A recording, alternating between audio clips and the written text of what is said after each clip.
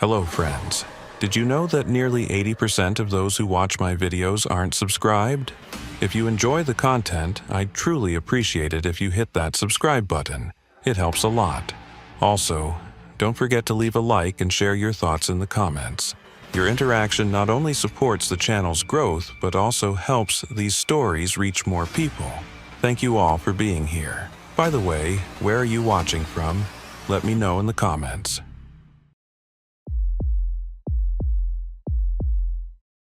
My name is Cole Barrett. I've been doing this job for 23 years, and most of the cases I've seen have ended up reaching some kind of logical conclusion. Some weren't easy, some took a long time, but we always drew a line from point A to point B. There was a beginning, there was an end. Something happened in between, we connected the dots, and we closed the case. But this case is different. I first saw this file in 2003, when I was a younger detective who had just transferred to the cold case unit. My supervisor, Lieutenant Patterson, dropped a cardboard box on my desk. Inside were old files, photographs, evidence bags, and audio recordings. "This one's for you," he said. "Transferred from Portland 6 years ago. Nobody wanted to touch it." "Why not?" I asked. He smiled, but it wasn't a warm smile. "You'll see when you read it," he said. Then he walked away. I opened the box that afternoon. The first thing I noticed was the smell.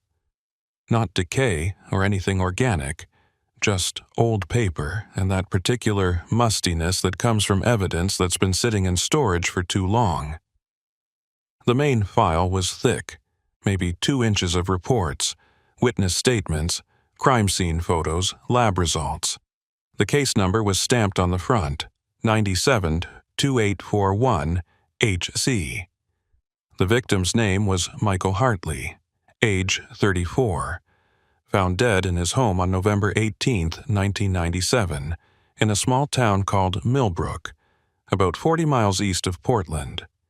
Single gunshot wound to the chest. No forced entry. No signs of struggle. No murder weapon recovered.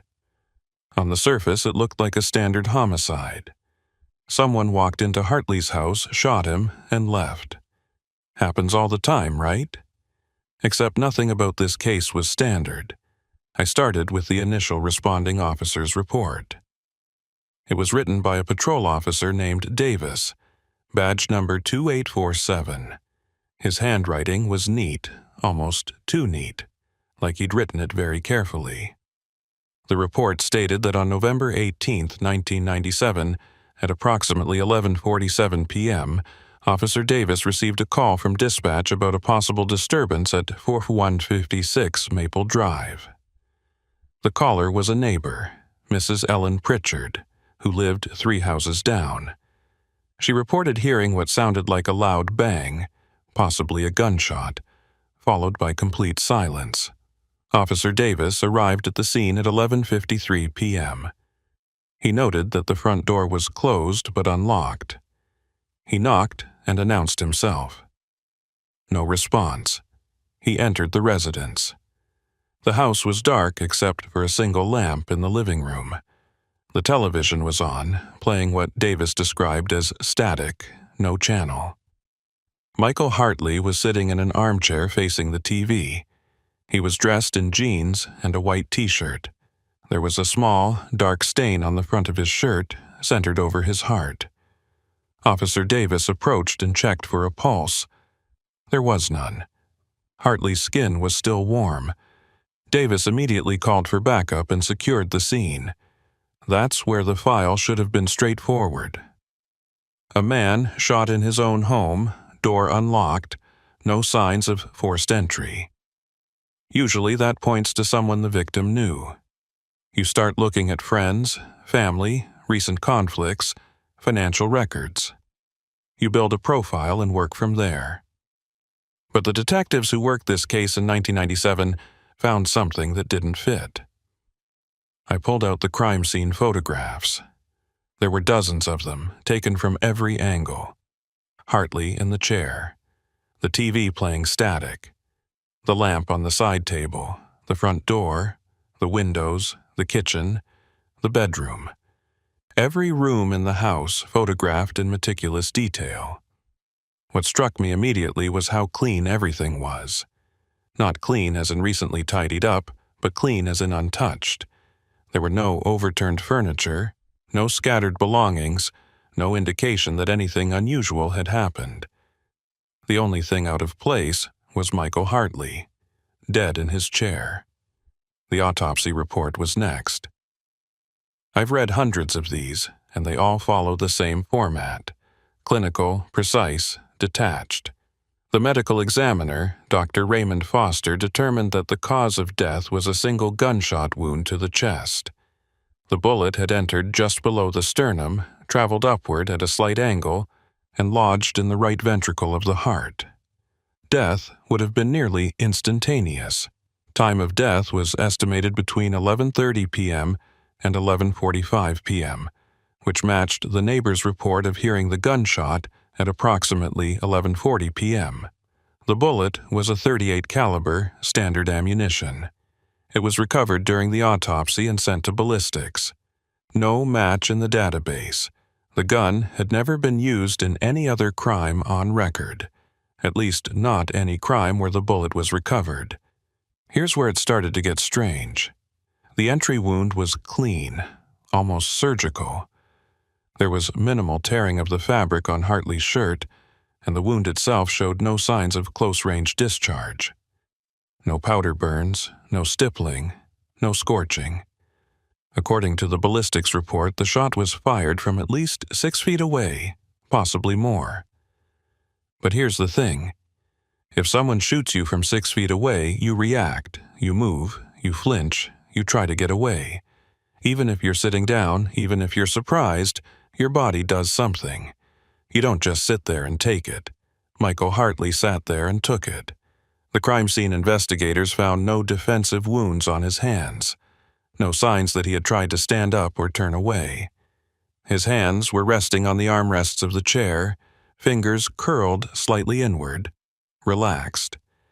His eyes were open, staring at the television. One of the detectives, a guy named Whitman, had written in his notes, "Victim appears to have been completely unaware of shooter's presence or did not perceive shooter as a threat." I flipped through more photographs.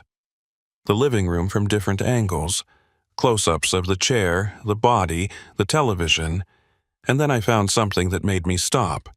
There was a photograph of the floor around Hartley's chair. The carpet was beige, slightly worn, and there, in the carpet, were footprints. Not shoe prints, but the compressed indentations left when someone stands in one spot for a period of time. The forensics team had marked them with little yellow tags. There were 2 sets of indentations. One set was where Hartley had been sitting, his feet resting naturally on the floor in front of the chair. The other set was directly behind the chair. Someone had been standing behind Michael Hartley. Not next to him, not across from him. Directly behind him, close enough that their feet left marks in the carpet. And they had stood there for a while.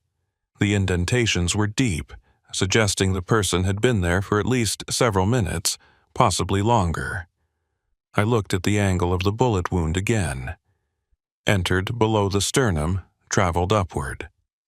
If someone is standing behind you and shoots you in the chest, the bullet would travel downward, not upward, unless the shooter was significantly shorter than the victim, which seemed unlikely given that Hartley was only 5'9".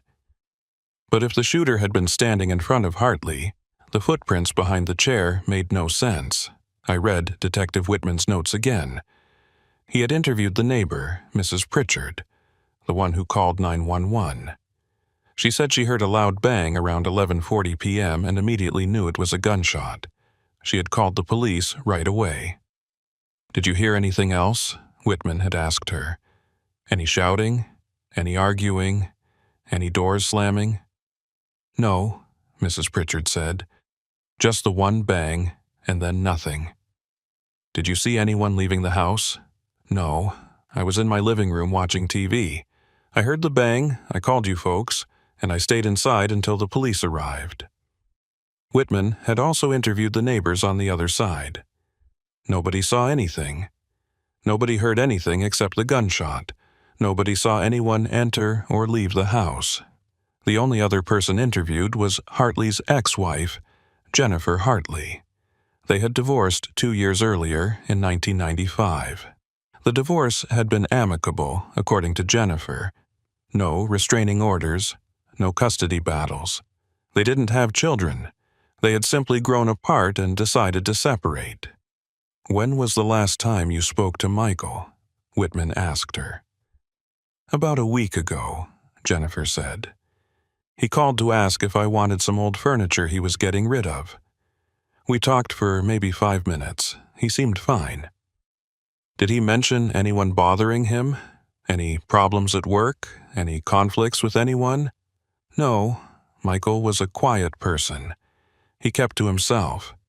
He worked as an accountant, did his job, came home. He wasn't the type to get into fights or make enemies." "What about friends? Did he have anyone close to him?" Jennifer paused. In the transcript, Whitman noted that she seemed to be thinking carefully about her answer. "Not really," she finally said. "Michael was always kind of a loner. Even when we were married, he didn't have many friends. There was a guy from work he played chess with sometimes, but I don't think they were close. Michael liked being alone. He said people made him tired." Whitman asked her if she knew of anyone who might want to hurt Michael. She said no. He asked if Michael had been acting strange lately, if he had mentioned anything unusual. She said no, he had seemed perfectly normal the last time they spoke. And that was it. No motive, no suspects, no leads. I pulled out the forensics report. The crime scene team had gone over every inch of that house. They lifted fingerprints from the doorknobs, the light switches, the furniture. All of them belonged to Michael Hartley. They found no foreign DNA, no hair fibers, no trace evidence of any other person being in that house, except for those footprints behind the chair. The team had measured them, photographed them, analyzed them. The prints indicated a shoe size approximately 10 to 11 in men's. The weight distribution suggested someone between 170 and 190 pounds.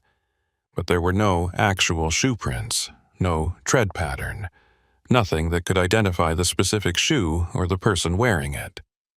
Just the impression that someone had been standing there. I looked at the photographs again. Michael Hartley in his chair, eyes open, staring at the television playing static. The small dark stain on his white shirt. The lamp casting a warm glow over the scene. And then I noticed something else. Something small, but it bothered me. In every photograph of the body, Hartley's hands were in the same position. Resting on the armrests, fingers curled slightly. Natural, relaxed. But in one of the close-up photos, I could see his right hand more clearly. His index finger was extended slightly, pointing toward the television. It could have been nothing, a random muscle contraction, a coincidence. But something about it felt deliberate, like he had been pointing at something. I set the file aside and rubbed my eyes. It was getting late, and I had been reading for hours. The office was quiet. Most of the other detectives had gone home. I looked at the evidence box, still half full of materials I hadn't reviewed yet. Lieutenant Patterson had been right. Nobody wanted to touch this case. And now I understood why. Because nothing about it made sense. I spent the next 3 days going through every piece of evidence in that box. Audio recordings of the 911 call, witness statements, follow-up reports, lab results. I made timelines, I made lists, I made diagrams. I tried to find the one piece that would make everything click into place. It never came. The 911 call from Mrs. Pritchard was straightforward. Her voice was shaky but clear. She told the dispatcher she heard what sounded like a gunshot from a house down the street. She gave the address. The dispatcher asked if she saw anyone leaving the house, She said no. The call lasted 1 minute and 47 seconds. I listened to it 3 times. There was nothing unusual about it. Just a concerned neighbor reporting what she heard. The follow-up investigation had been thorough. The detectives had canvassed the entire neighborhood, interviewed everyone on Maple Drive and the surrounding streets. Nobody saw anything suspicious. Nobody heard anything except the gunshot. One neighbor, a man named Robert Chen, who lived 2 houses down from Hartley, mentioned that he had seen Hartley earlier that evening, around 7 p.m., bringing in groceries from his car. Hartley had waved to him. Chen waved back. That was the extent of their interaction. "Did he seem normal?" Detective Whitman had asked. "Yeah, completely normal," Chen said. He was carrying 2 bags, walking at a normal pace. Nothing seemed off. Another neighbor, a woman named Patricia Delgado, said she had driven past Hartley's house around 10 p.m. and noticed that his living room light was on. She didn't think anything of it at the time. The detectives had also checked Hartley's phone records. He had made 3 calls in the week before his death. 1 to his ex-wife Jennifer about the furniture. 1 to his dentist to schedule an appointment. 1 to a pizza place to order delivery. The pizza had been delivered at 8:15 p.m. on the night of his death.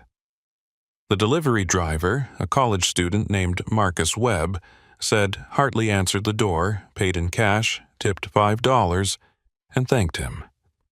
Webb said Hartley seemed fine, maybe a little quiet, but not unusual. "Did you notice anyone else at the house?" Whitman asked. "No, just him. The TV was on in the living room. I could hear it from the door." "What was on TV?" Webb shrugged. "I don't know. I didn't pay attention. Some show." The pizza box had been found in the kitchen, empty except for 2 slices. Hartley had eaten dinner, watched TV, and at some point between 10 p.m. and 11:40 p.m., someone had shot him. I turned my attention to Hartley's background. The file included a summary of his life, compiled by the original investigators. Michael Hartley was born in 1963 in Eugene, Oregon. His parents, both deceased by 1997, had been school teachers. Hartley had one sister, Linda, who lived in Seattle. He had graduated from the University of Oregon with a degree in accounting and had worked for the same firm, Preston and Associates, for 12 years. His co-workers described him as quiet, reliable, and competent. He always met his deadlines, never caused problems, never complained. He wasn't social, but he wasn't unfriendly either. He just kept to himself. "Did he have any enemies at work?" Whitman asked Hartley's supervisor, a man named Gerald Preston. "Enemies? No, absolutely not. Michael was the last person who would make enemies. He barely spoke to anyone outside of work-related matters. Any recent conflicts? Any disputes over projects or clients? Nothing. Michael handled corporate tax returns. It's not exactly the kind of work that creates drama." Hartley's financial records showed nothing unusual. He earned a modest salary, paid his bills on time, had no significant debts. His bank account showed regular deposits from his paycheck and occasional withdrawals for living expenses. No large transactions, no unexplained transfers. His medical records were equally unremarkable. He saw his doctor once a year for a routine checkup. He wasn't on any medications. He had no history of mental illness, no hospitalizations, no chronic conditions. By all accounts, Michael Hartley was an ordinary person living an ordinary life. And then someone walked into his house and shot him. I started looking at the crime scene from a different angle. The house itself was a small, 2-bedroom ranch-style home built in the 1970s. Hartley had bought it in '95, shortly after his divorce.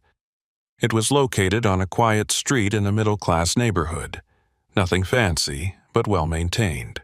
The layout was simple. Front door opened into a small entryway. Living room to the right, kitchen straight ahead, hallway to the left leading to 2 bedrooms and a bathroom. The living room had 1 window facing the street and 1 facing the backyard. Both windows had been locked from the inside on the night of the murder. The back door, which led from the kitchen to a small patio, had also been locked from the inside. The only unlocked door was the front door. I studied the crime scene photos of the front door. It was a standard wooden door with a deadbolt and a regular lock. Both had been in the unlocked position when Officer Davis arrived. The question that kept nagging at me was, how did the killer get in? If the door was unlocked, maybe Hartley let them in. But if Hartley knew his killer well enough to let them in, why did he end up dead with no signs of struggle or conflict? And if the killer had a key, where did they get it? Jennifer Hartley, the ex-wife, said she had given her key back to Michael after the divorce. The only other person who might have had a key was Hartley's sister Linda, but she lived 3 hours away in Seattle and had an alibi for the night of the murder. She had been at a work event with dozens of witnesses. Maybe Hartley had left the door unlocked by accident. People forget to lock their doors all the time. But everyone who knew Hartley described him as meticulous, careful, someone who followed routines. It seemed unlikely that he would forget something like that. I kept coming back to those footprints behind the chair.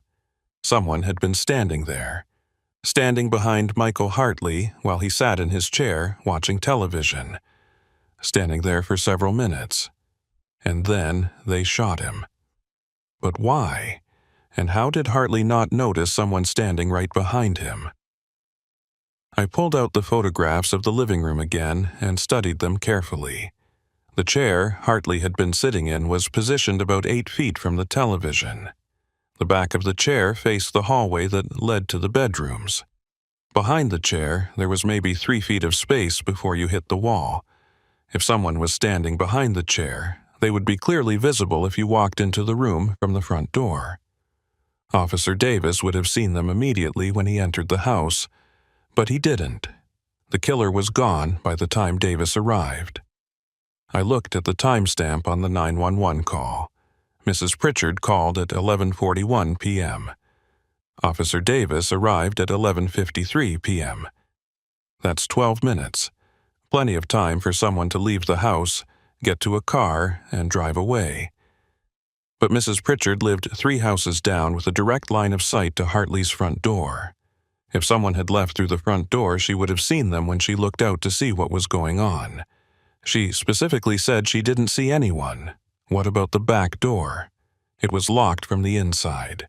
Could the killer have locked it and then left through the front? Possible.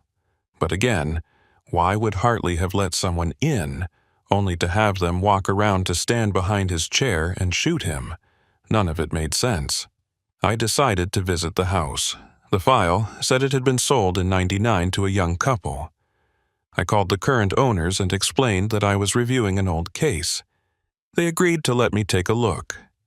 The house was exactly as it appeared in the photographs, just with different furniture and a fresh coat of paint. The new owners, Mark and Rebecca Townsend, showed me around. "We knew someone had died here," Rebecca said. "The realtor told us. It was hard to sell for a while because of that, so we got a good price." "Have you had any problems with the house?" I asked. "Problems? Like what?" "Anything unusual. Strange sounds. Anything out of place." Mark laughed. "You mean like, is it haunted?" "No, nothing like that. It's a normal house." I walked into the living room. The Townsends had arranged their furniture differently, but I could see where Hartley's chair had been. I stood in that spot and looked around. The television was in approximately the same place. I could see the front door from where I stood. I could see the hallway. I walked behind where the chair had been and stood there, in the spot where the killer had stood. From this position, I could see Hartley's chair, the TV, the front door, the hallway. If I looked down, I could see the back of Hartley's head if he were sitting there. I stood there for a full minute, just feeling the space, trying to imagine what had happened that night. Rebecca watched me with a concerned expression. "Is everything okay?" "Yes," I said, "just trying to understand something." On my way out, I noticed something I hadn't seen in the photographs. The hallway that led to the bedrooms had a small closet near the entrance. I asked the Townsends if it had been there in 1997. "As far as we know," Mark said, "we haven't changed anything structural." I made a note of it. Then I thanked them and left. Back at the office, I pulled up the crime scene video. The original investigators had filmed a walkthrough of the house on the night of the murder. I watched it 3 times, paying special attention to that hallway closet. The closet door was closed in the video. Nobody had opened it during the initial search of the house. I found the inventory list from the crime scene investigation. Every item in the house had been cataloged. I scanned through the list until I found the entry for the hallway closet. Winter coats, 3. Vacuum cleaner, cleaning supplies. Nothing unusual. I sat back in my chair and stared at the ceiling. Something about this case felt wrong on a fundamental level. Not just the lack of evidence or the mysterious footprints. Something deeper. I started reading through the witness statements again, this time looking for anything that might have been overlooked. And that's when I found it. Detective Whitman had interviewed Hartley's co-worker, the one he played chess with. His name was Dennis Moore. The interview had been brief, just a few questions about whether Hartley had any enemies or seemed troubled. But there was one exchange that caught my attention. Whitman: "When was the last time you saw Michael?" Moore: "Friday afternoon, before the weekend. We were supposed to play chess that Sunday, but he called and canceled." Whitman: "Did he say why?" Moore: "He said something came up. He sounded distracted." Whitman: "Distracted how?" Moore: "I don't know, just not himself. Usually Michael was very precise when he spoke. That day he seemed like his mind was somewhere else." Whitman: "Did he mention what came up?" Moore: "No, I asked, but he just said he'd explain later. He never did." The interview had ended there. Whitman had thanked Moore and moved on. But here's the thing. That Sunday when Hartley canceled on Moore was November 16, 1997, 2 days before the murder. Something had come up. Something that distracted Michael Hartley enough that his co-worker noticed. Something Hartley didn't want to explain over the phone. I looked through the rest of the file for any follow-up on this. There was none. It seemed like a small detail at the time, easily overlooked in the bigger picture of the investigation. But now, 6 years later, reading through everything with fresh eyes, it felt significant. I made a note to try to track down Dennis Moore and ask him more about that phone call. Then I kept reading. The ballistics report had been thorough. The bullet recovered from Hartley's body was a .38 Special, a common round used in revolvers. The rifling marks suggested it had been fired from a Smith & Wesson or similar manufacturer, but without the gun, there was no way to make a definitive match. The interesting thing was that .38 revolvers don't eject shell casings. The casings stay in the cylinder until the shooter manually removes them. This meant that if the killer had fired the gun and left, they took the casing with them. Either that, or they reloaded after firing, which seemed unlikely. But why would someone take the time to remove the shell casing? In the heat of the moment, right after committing a murder, most people would just run. They wouldn't think about brass casings, unless they were very careful. Unless they had planned this. I was starting to form a picture in my mind. Not a complete picture, but the outline of one. Someone who planned carefully. Someone who knew Michael Hartley well enough to get into his house. Someone who stood behind him for several minutes before shooting him. Someone who left no trace, no evidence, no witnesses. But who and why? I kept reading. The next section of the file contained the analysis of the television. The forensics team had examined it to see if there was anything unusual about the static it was playing when Officer Davis arrived. According to the report, the TV was tuned to Channel 47, which was not broadcasting at that time of night. The station had signed off at midnight, but Hartley had been killed before then around 11:40, so at the time of death there should have been programming on that channel. The team had checked the TV guide for November 18, 1997. Channel 47 was supposed to be showing a late-night movie at 11:30. Instead, it was playing static. One of the technicians had noted, "TV appears to have been manually tuned to static, or the broadcast was interrupted before the victim's death." I found that interesting. If Hartley had been watching TV when he was killed, why would the TV be showing static? Had someone changed the channel after shooting him? But why would they do that? Or had the TV been on static the whole time, and Hartley had just been sitting there staring at it? I made another note. Check with the television station if there were any broadcast interruptions that night. The more I read, the more questions I had, and none of them had good answers. It took me 2 weeks to track down Dennis Moore. He had left Preston and Associates in 1999 and moved to California. I finally reached him by phone at his new job in Sacramento. "Mr. Moore, my name is Detective Cole Barrett. I'm with the Cascade County Sheriff's Department. I'm reviewing the Michael Hartley case from 1997. There was a long pause on the other end. "That was a long time ago," Moore finally said. "I know. I'm sorry to bring it up. I just have a few questions about Michael. You knew him pretty well, right?" "Well enough. We worked together, played chess sometimes. I wouldn't say we were close friends, but we got along. I read the statement you gave back in 97. You mentioned that Michael called you 2 days before his death and canceled your chess game. You said he sounded distracted." "Yeah, I remember that." "Can you tell me more about that conversation? Anything he said? Anything that stuck with you?" Moore was quiet for a moment. I could hear him breathing, thinking. "It was strange," he finally said. "Michael was always very precise. He chose his words carefully, but that day when he called, he kept pausing, like he was listening to something or thinking about something else while he was talking to me." "Did he mention what came up?" "No. I asked, but he just said something came up, and he'd tell me later.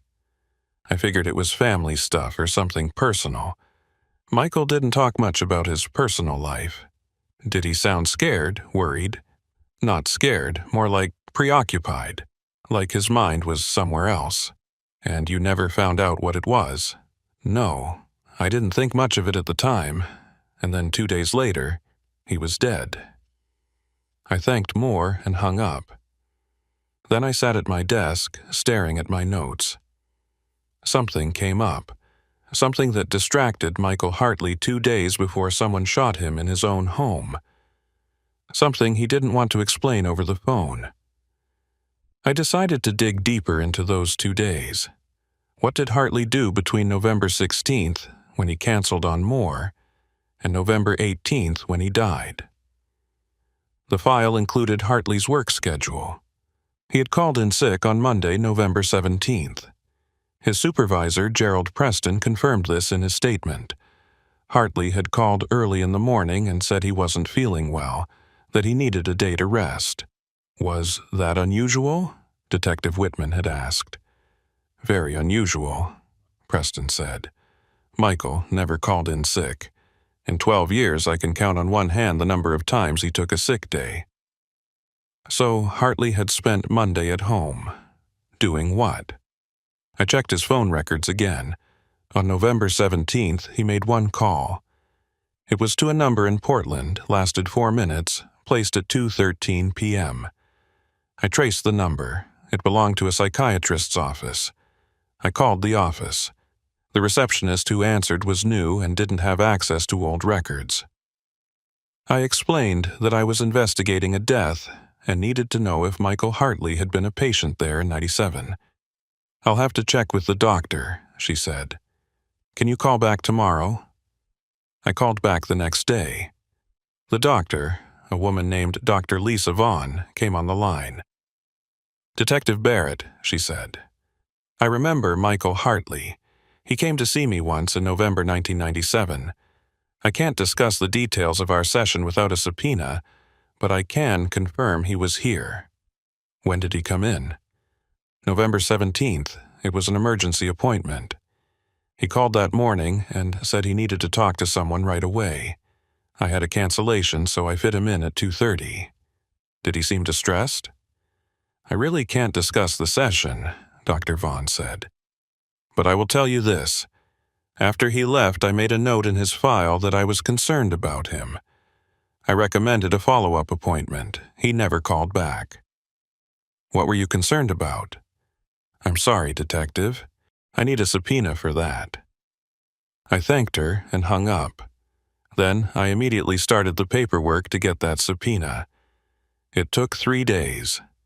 When the subpoena came through, I went to Portland and met with Dr. Vaughn in person.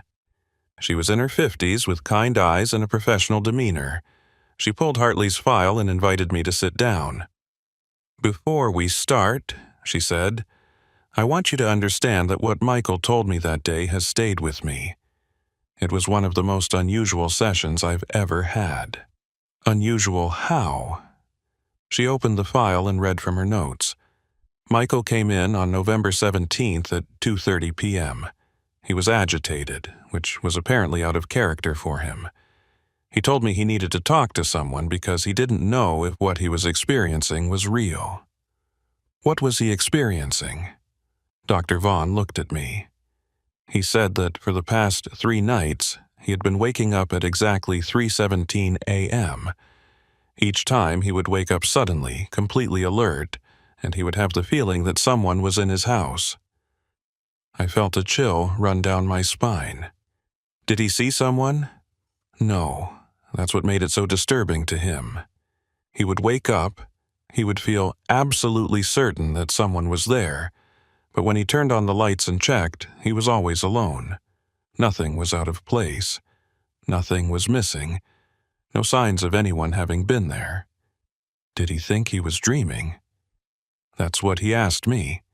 He wanted to know if it could be sleep paralysis or some kind of anxiety disorder. I asked him if he was under any particular stress, and he said no. His life was stable, his work was fine, he had no major problems.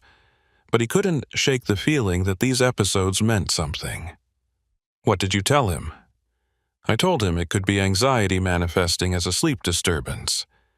I recommended he keep a journal, track his sleep patterns, maybe see a sleep specialist.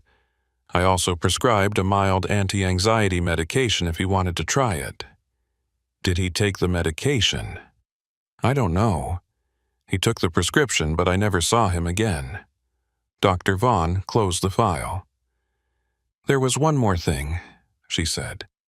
"At the end of the session, Michael asked me something strange. He asked if it was possible for someone to know when they were being watched, even if they couldn't see the person watching them." "What did you say?" "I told him that some people are more attuned to their environment than others, that it's not uncommon to sense when you're being observed. But I also told him that if he was experiencing persistent paranoia, we should explore that further." "How did he react?" "He stood up to leave. And then he turned back and said, 'What if it's not paranoia? What if someone really is there and they're just very good at hiding?'" I sat in silence, processing this.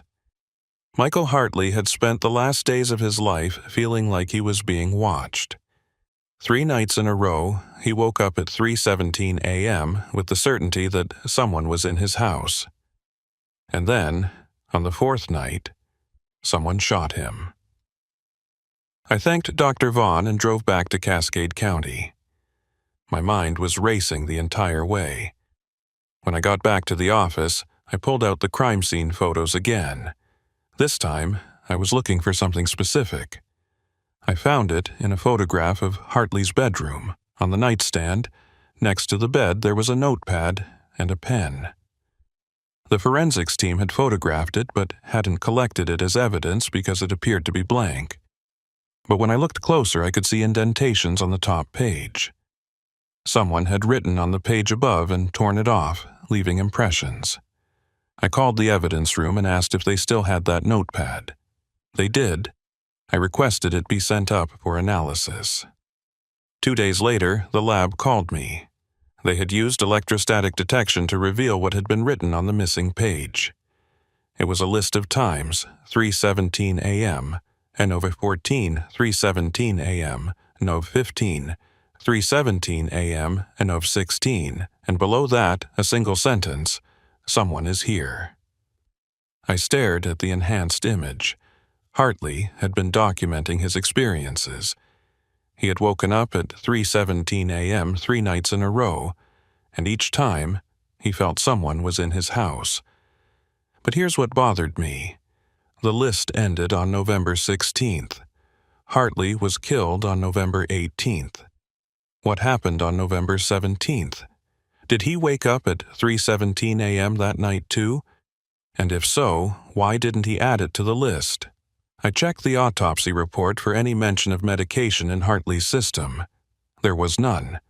So either he hadn't filled the prescription Dr. Vaughn gave him, or he hadn't taken it yet.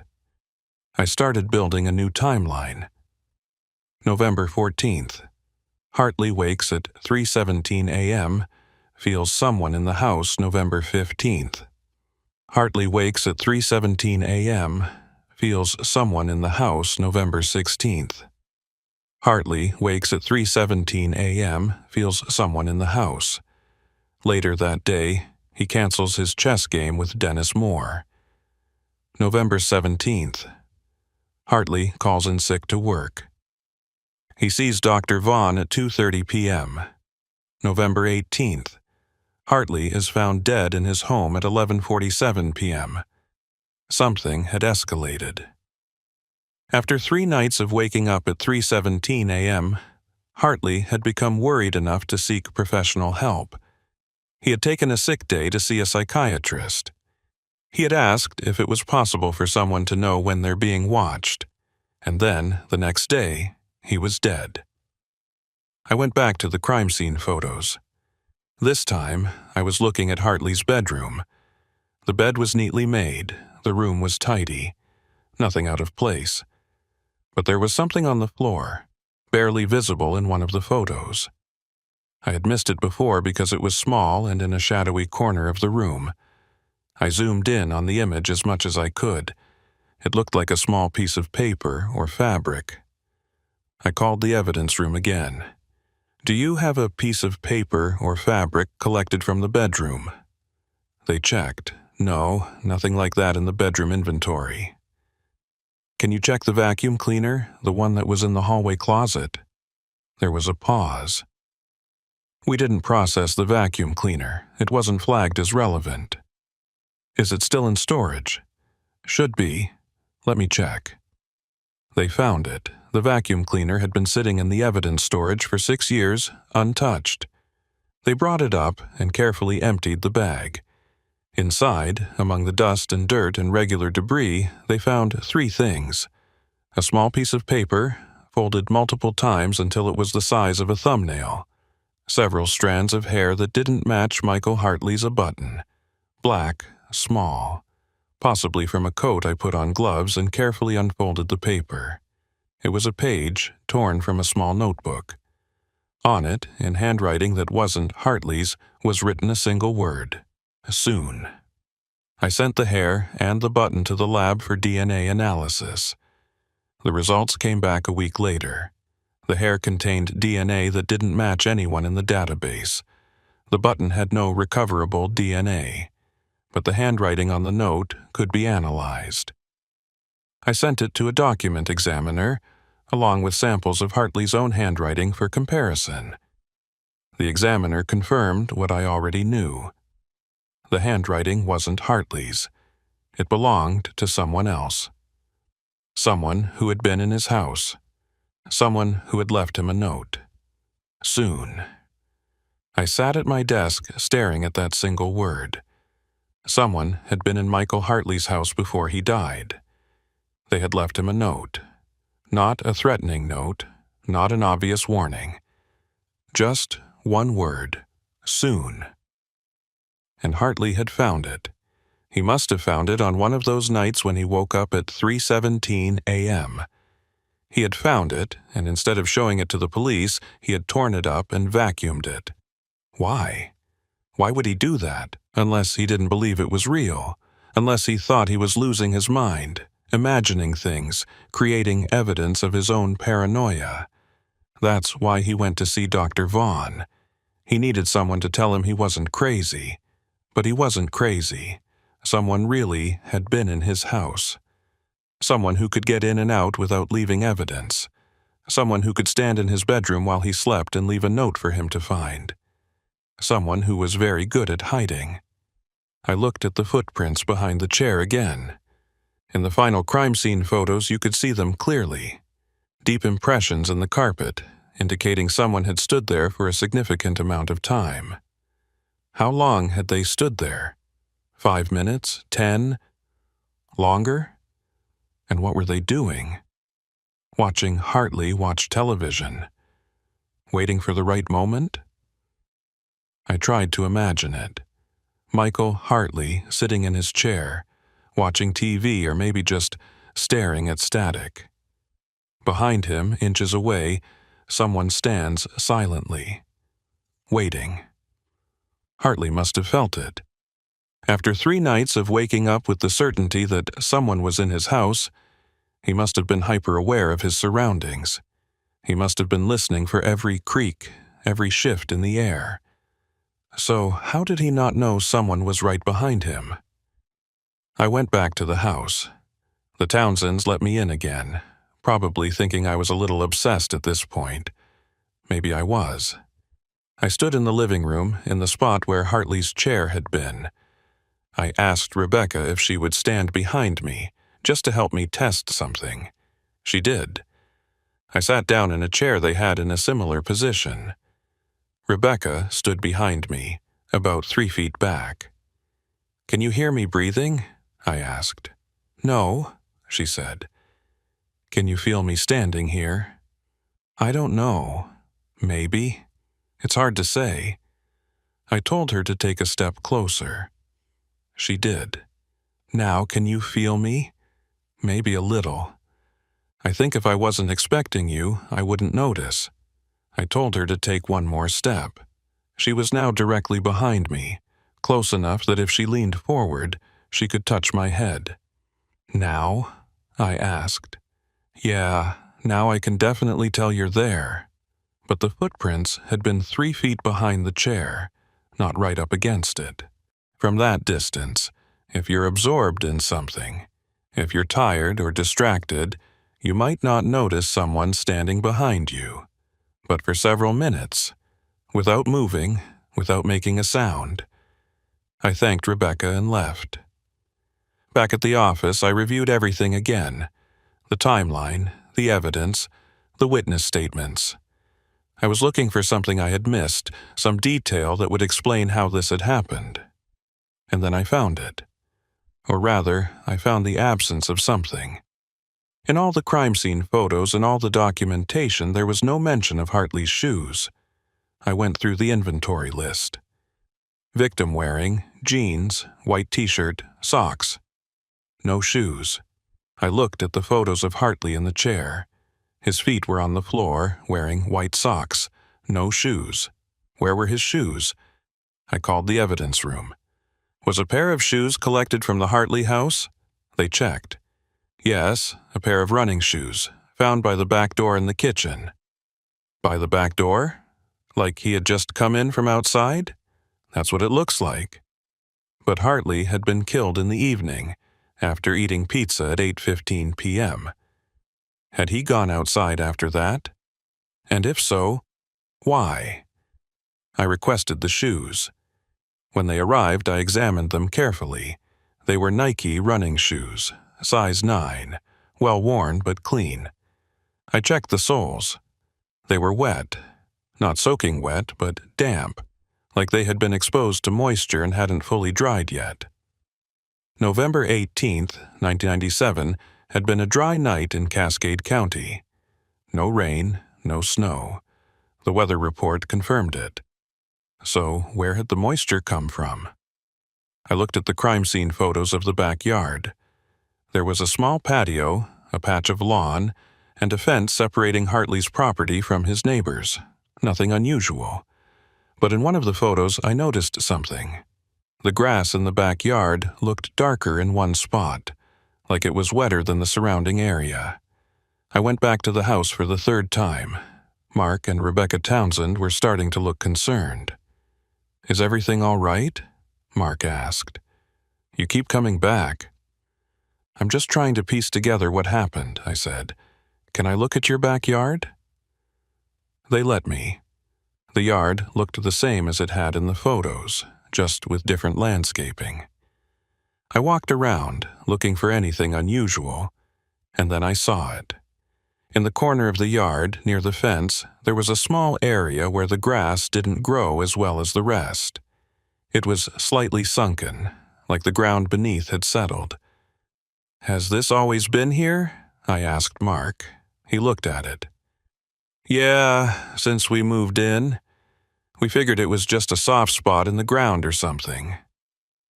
I knelt down and touched the grass. It was dry now, but the ground felt different from the rest of the yard. Softer, more compressed. I made a note to check if the original crime scene investigation had examined the backyard in detail. They hadn't. The backyard had been photographed, but not thoroughly searched. The focus had been on the house itself, on the body, on the living room where Hartley died. I requested a ground-penetrating radar scan of the backyard. It took 2 weeks to get approval and schedule the team. They found something.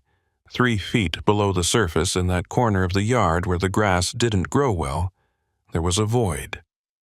Something that showed up on the scan as an empty space in the otherwise solid ground. We got a warrant to excavate.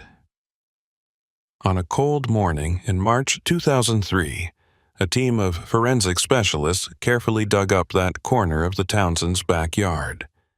4 feet down, they found a metal box. It was about the size of a shoebox, sealed with electrical tape. We brought it back to the lab and opened it carefully, documenting everything. Inside was a collection of items, photographs of Michael Hartley's house, taken from various angles, photographs of Michael Hartley himself, clearly taken without his knowledge. He was at his car, at the grocery store, walking into his office. A schedule, handwritten, documenting Hartley's daily routine with precise times. A small notebook with entries spanning 3 weeks before Hartley's death. A key. The notebook entries were brief and cryptic. Anovia 1, pattern confirmed. Anov 7, access established. Anov 14, first contact, reaction, confusion. Anov 15, second contact, reaction, fear. Anov 16, third contact, reaction, seeking help. Anov 17, escalation necessary. And the final entry, dated November 18th, tonight. The handwriting matched the note that said, soon. The key fit Michael Hartley's front door. Someone had been stalking Hartley for weeks. They had photographed him, documented his routine, gained access to his house. They had been entering his home while he slept, waking him up at precisely 3:17 a.m., watching his reactions. And when Hartley sought help from a psychiatrist when he started to understand that something was really wrong, they escalated, they killed him. But who? Who was they? The DNA from the hair found in Hartley's vacuum didn't match anyone in the database. The handwriting couldn't be attributed to anyone we knew. There were no fingerprints on the metal box or any of the items inside. We had evidence that someone had stalked and killed Michael Hartley, but we had no idea who. The investigation went cold again after that. We followed every lead we could find. We re-interviewed everyone who had known Hartley, looking for someone who might have had access to his house. Someone who might have been obsessed with him. Nothing. We checked for similar cases in surrounding counties, looking for a pattern of home invasions or stalking that matched what happened to Hartley. Nothing. We even consulted with FBI behavioral analysts, hoping they could build a profile of someone who would do this kind of meticulous, patient stalking. They gave us theories, but no names. Years passed. The case file grew thicker with dead ends and negative results. Every few months I would pull it out and read through it again, hoping to see something new. In 2007, we got a hit on the DNA from the hair. A woman named Patricia Morrison had been arrested for burglary in California, and her DNA was added to the database. It was a partial match to the hair found in Hartley's house. Not a direct match, but close enough to indicate a familial relationship. I contacted the California police and spoke to Patricia Morrison. She was confused and cooperative. She said she had never been to Oregon, had never heard of Michael Hartley, didn't know anything about a murder. "Do you have any family members who might have been in Oregon in 1997? I asked. She thought about it. "My brother," she said, "David. But I haven't seen him in years. We had a falling out in the mid-90s. Where's David now?" "I don't know. Last I heard he was living somewhere in the Pacific Northwest, but that was over a decade ago. We haven't spoken since. Do you have a photo of him?" She sent me an old family photo from the early 1990s. David Morrison was a tall, thin man with dark hair and an intense gaze. He looked like he could have been in his early 30s in the photo. I ran David Morrison through every database we had. No criminal record, no driver's license, no employment history after 1995, no tax returns, no Social Security activity. It was like he had disappeared, or like he had never officially existed in the first place. I kept searching. I contacted police departments throughout Oregon and Washington, asking if anyone had heard of David Morrison. A few had seen the name in old reports. Minor things, trespassing, loitering, but nothing after 1996. In 2009, I received a call from a detective in Seattle. A homeless man had been found dead under a bridge. No ID, no belongings. But someone had recognized him from a missing persons poster I had circulated years earlier. It was David Morrison, or at least someone who looked like the man in Patricia's photo. The body had been there for weeks before anyone found it. The cause of death was exposure and malnutrition. There was no evidence of foul play. I went to Seattle to view the body. The resemblance to the photo was strong, but after weeks of decomposition, it was hard to be certain.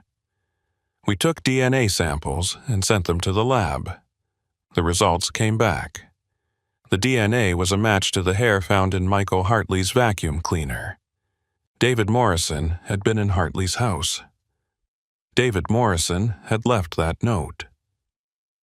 David Morrison had stalked and presumably killed Michael Hartley. But David Morrison was dead, and with him died any chance of understanding why. I tried to find out more about Morrison's life. His sister Patricia said he had always been different, quiet, obsessive, prone to fixating on random people and things. Their parents had tried to get him help, but he had refused treatment. In his 20s, Morrison had drifted from place to place, never holding a job for long, never forming lasting relationships. Patricia lost touch with him in 1994 after he told her he had important work to do and stopped returning her calls. What was the important work? Why Michael Hartley? I went back through Hartley's life looking for any connection to David Morrison. I checked employment records, school records, mutual acquaintances. I found nothing. As far as I could tell, Hartley and Morrison had never met before Morrison began stalking him. It was random, or at least it appeared to be random. I never closed the case. Officially, it remains open because while we know who killed Michael Hartley, we don't know why, and we never will. But here's the thing that still bothers me. all these years later. The thing that makes me pull out this file late at night and read through it again, that metal box buried in the backyard. When did Morrison bury it? The entries in the notebook ended on November 18th, the night of the murder. So Morrison must have buried it either before killing Hartley or immediately after. But if Morrison buried it before the murder, that means he went to Hartley's house, dug a 4-foot hole in the backyard, buried the box, and then went inside to kill Hartley. And if he buried it after, that means he killed Hartley, then spent time in the backyard, digging a hole, burying evidence, while police sirens were approaching. Neither scenario makes complete sense, but there's a third possibility, one that I don't like to think about but I can't ignore. What if Morrison didn't bury the box? What if someone else did? The handwriting in the notebook matched the note that said soon, and the DNA matched Morrison, so Morrison definitely wrote those entries. But who took the notebook, along with all the photos and the schedule and the key, and buried them in Hartley's backyard? Morrison or someone else? I've never been able to answer that question. In 2015, 8 years after Morrison's body was found, I received a package at the police station. No return address, postmarked from Portland. Inside was a single photograph. It was a crime scene photo from the Hartley case. The one showing Michael Hartley in his chair, dead, staring at the television, but someone had drawn on it with a red pen, a single circle around Hartley's right hand, the one that had been pointing at the television, and written in the margin, in handwriting I didn't recognize. He knew. I sent the photograph to the lab for analysis. The handwriting didn't match David Morrison's. The envelope had no useful fingerprints or DNA. I tried to trace where the photo had come from.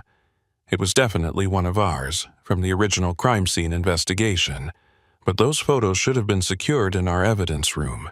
I checked. They were all still there. Someone had made a copy.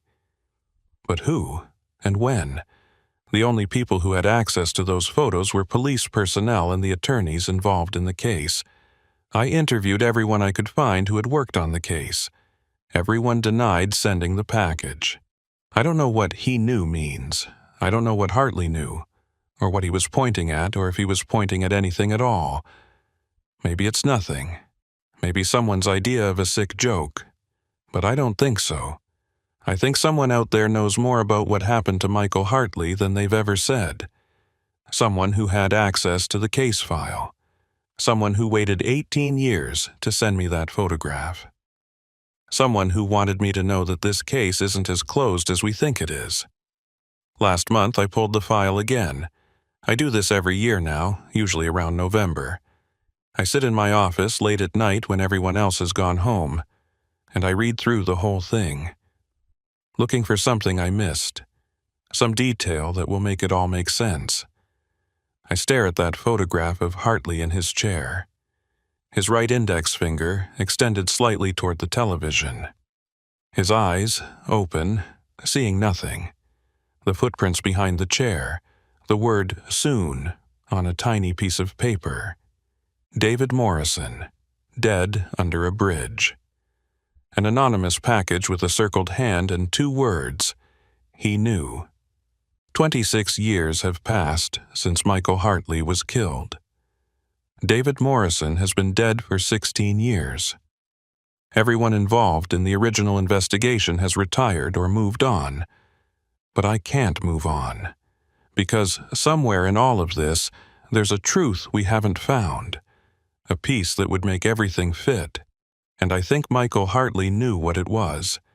I think in those final moments, sitting in his chair, with someone standing behind him in the darkness, he understood. He figured out what was happening, what had been happening, what it all meant. And maybe that's why he didn't fight. Maybe that's why he just sat there, pointing at the static on his television, waiting for what came next. Because he knew. But we don't. and I'm starting to think we never will. The file is still in my office. Box number 972841 HC, unsolved. Unresolved. Sometimes, late at night, I swear I can feel someone standing behind me while I read it. Just a presence, a weight in the air, something watching over my shoulder. I tell myself it's nothing, just my imagination. Too many years on this case, too many hours staring at crime scene photos and evidence bags. But then I remember Michael Hartley, waking up at 3:17 a.m. 3 nights in a row, absolutely certain someone was in his house. And I wonder if he told himself the same thing, right up until the moment he was wrong.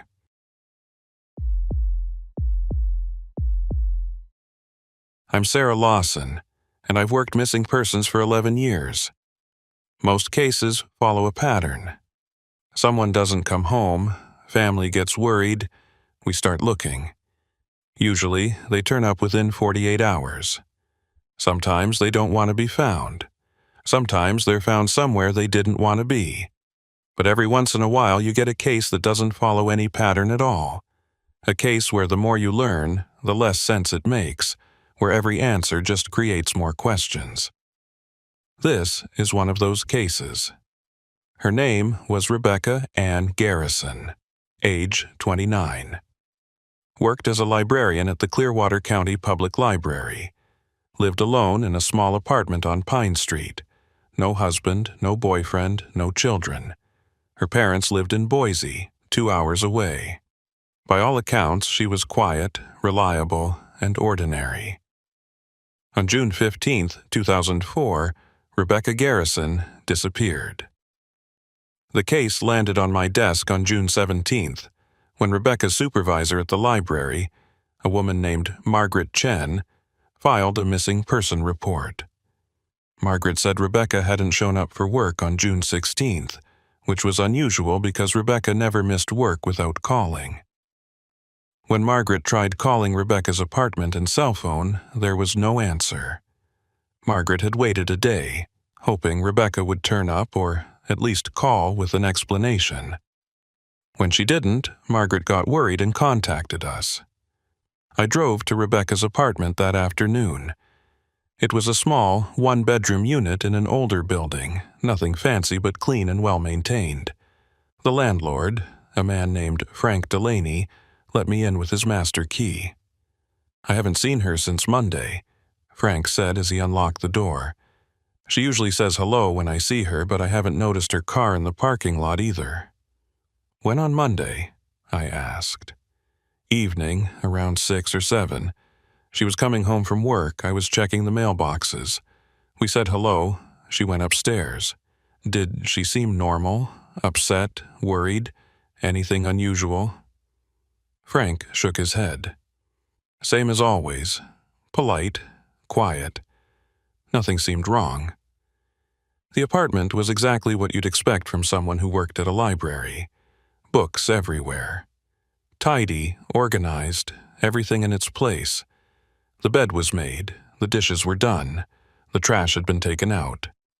It looked like Rebecca had left for work in the morning and simply never came back. I checked her closet. Her work clothes were there, along with casual wear, shoes, a winter coat. Nothing seemed to be missing, though it was hard to tell without knowing exactly what she owned. Her suitcase was in the closet, not packed. Her toothbrush was in the bathroom. Her car keys were on the kitchen counter. That's what made me pause. Her car keys were there, but according to Frank, her car wasn't in the parking lot. I went back downstairs and walked through the parking lot with Frank. He pointed to an empty space near the building entrance. "That's where she always parks, space 14. Her car's not there." "What kind of car did she drive?" "A silver Honda Civic, maybe 5 or 6 years old. I don't know the exact year." I ran Rebecca's name through DMV records. She owned a '98 Honda Civic, silver. I put out a bolo for the vehicle and went back to the office to start making calls. Rebecca's parents, Thomas and Marie Garrison, drove up from Boise that evening. They were understandably distraught. Their daughter had always been responsible, always checked in, always let them know if something was wrong. "When was the last time you spoke to her?" I asked. "Sunday night," Marie said. "She called like she does every Sunday. We talked about her week, made plans for her to visit us next month. Everything was normal." "Did she mention any problems? Anyone bothering her? Anything worrying her?" "No, nothing. Rebecca's life is very routine. She goes to work, she comes home, she reads, she goes to church on Sundays. She doesn't go out much, doesn't have a lot of friends. We've been worried about that, actually, that she's too isolated. But she seemed happy." Thomas leaned forward. "You need to understand, Detective. Rebecca is not the type to just disappear. She's careful, organized, predictable. If she was going somewhere, she would have told us. She would have told her work."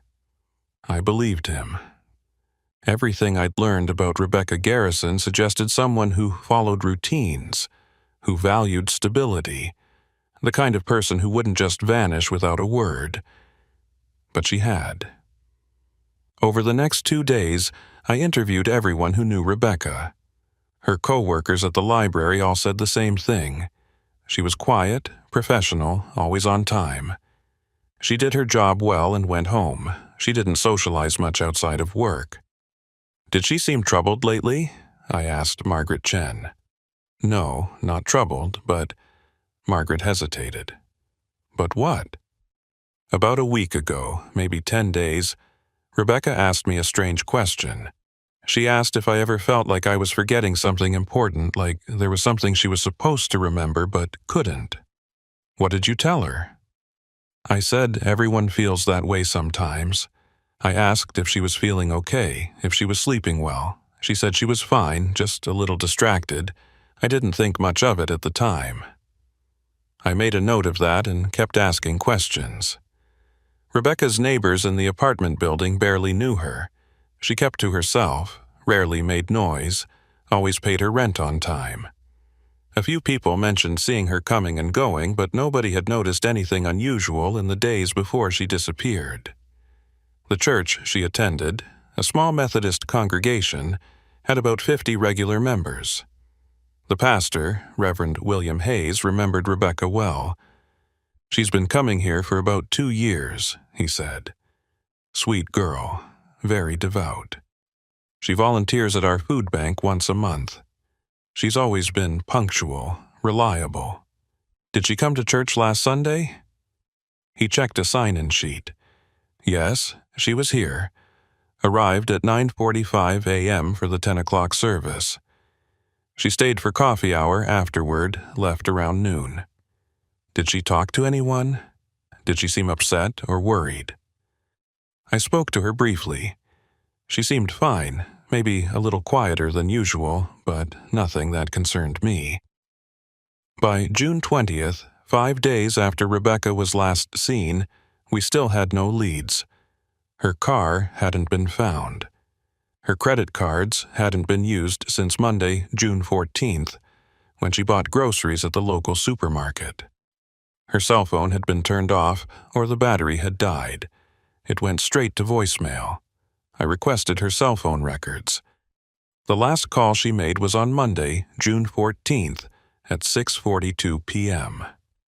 She had called the library and left a voicemail for Margaret Chen, saying she would be in at her regular time on Tuesday, but Tuesday came, and Rebecca didn't show up. That's when things started to get strange. On June 21st, we found Rebecca's car. It was parked in a rest area off Highway 12, about 30 miles east of town.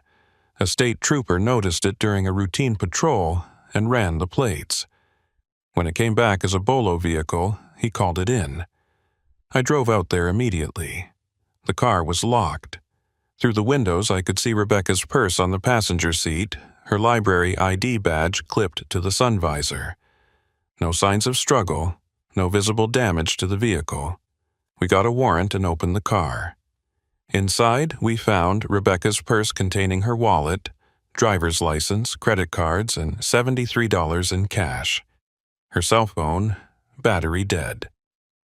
A library book checked out in Rebecca's name, about local history. A half-empty bottle of water. A map of Idaho with a route highlighted in yellow marker. The route started in Clearwater County and headed east on Highway 12, deeper into the wilderness. It ended at a small town called Lowell, population 32, in the middle of nowhere. Why would she be going to Lowell? My partner, Detective James Mason, asked. I have no idea, I said. Let's find out. We drove to Lowell that afternoon. It was a tiny place, barely more than a few buildings clustered around a gas station. The nearest proper town was 40 miles away. We showed Rebecca's photo to everyone we could find. The woman at the gas station, an elderly lady named Dorothy Price, recognized her immediately. Oh yes, she was here, Tuesday morning, June 15th. I felt my heart rate pick up. You're sure it was Tuesday, June 15th? Positive, it was trash day. I remember because I was taking out the trash when she pulled up. What time? Early. Maybe 7:30. 8 o'clock. I did the math in my head. Clearwater County to Lowell was about 90 miles. If Rebecca left her apartment Monday night, she could have arrived in Lowell by Tuesday morning. What did she do here? I asked. Bought gas. Paid with cash. Asked me for directions. Directions to where? Dorothy pointed east toward the mountains. She wanted to know how to get to Dworshak Reservoir. I told her to stay on Highway 12 for another 20 miles, then take the turnoff at North Fork. She thanked me and left. Did she say why she was going there? No, and I didn't ask. We get tourists sometimes, people going camping or fishing. I figured she was one of them. Did she seem okay? Worried, scared, anything unusual? Dorothy thought about it. She seemed determined, like she was on a mission or something. Not upset, just very focused. We thanked Dorothy and drove to Dworshak Reservoir. It's a massive body of water surrounded by dense forest.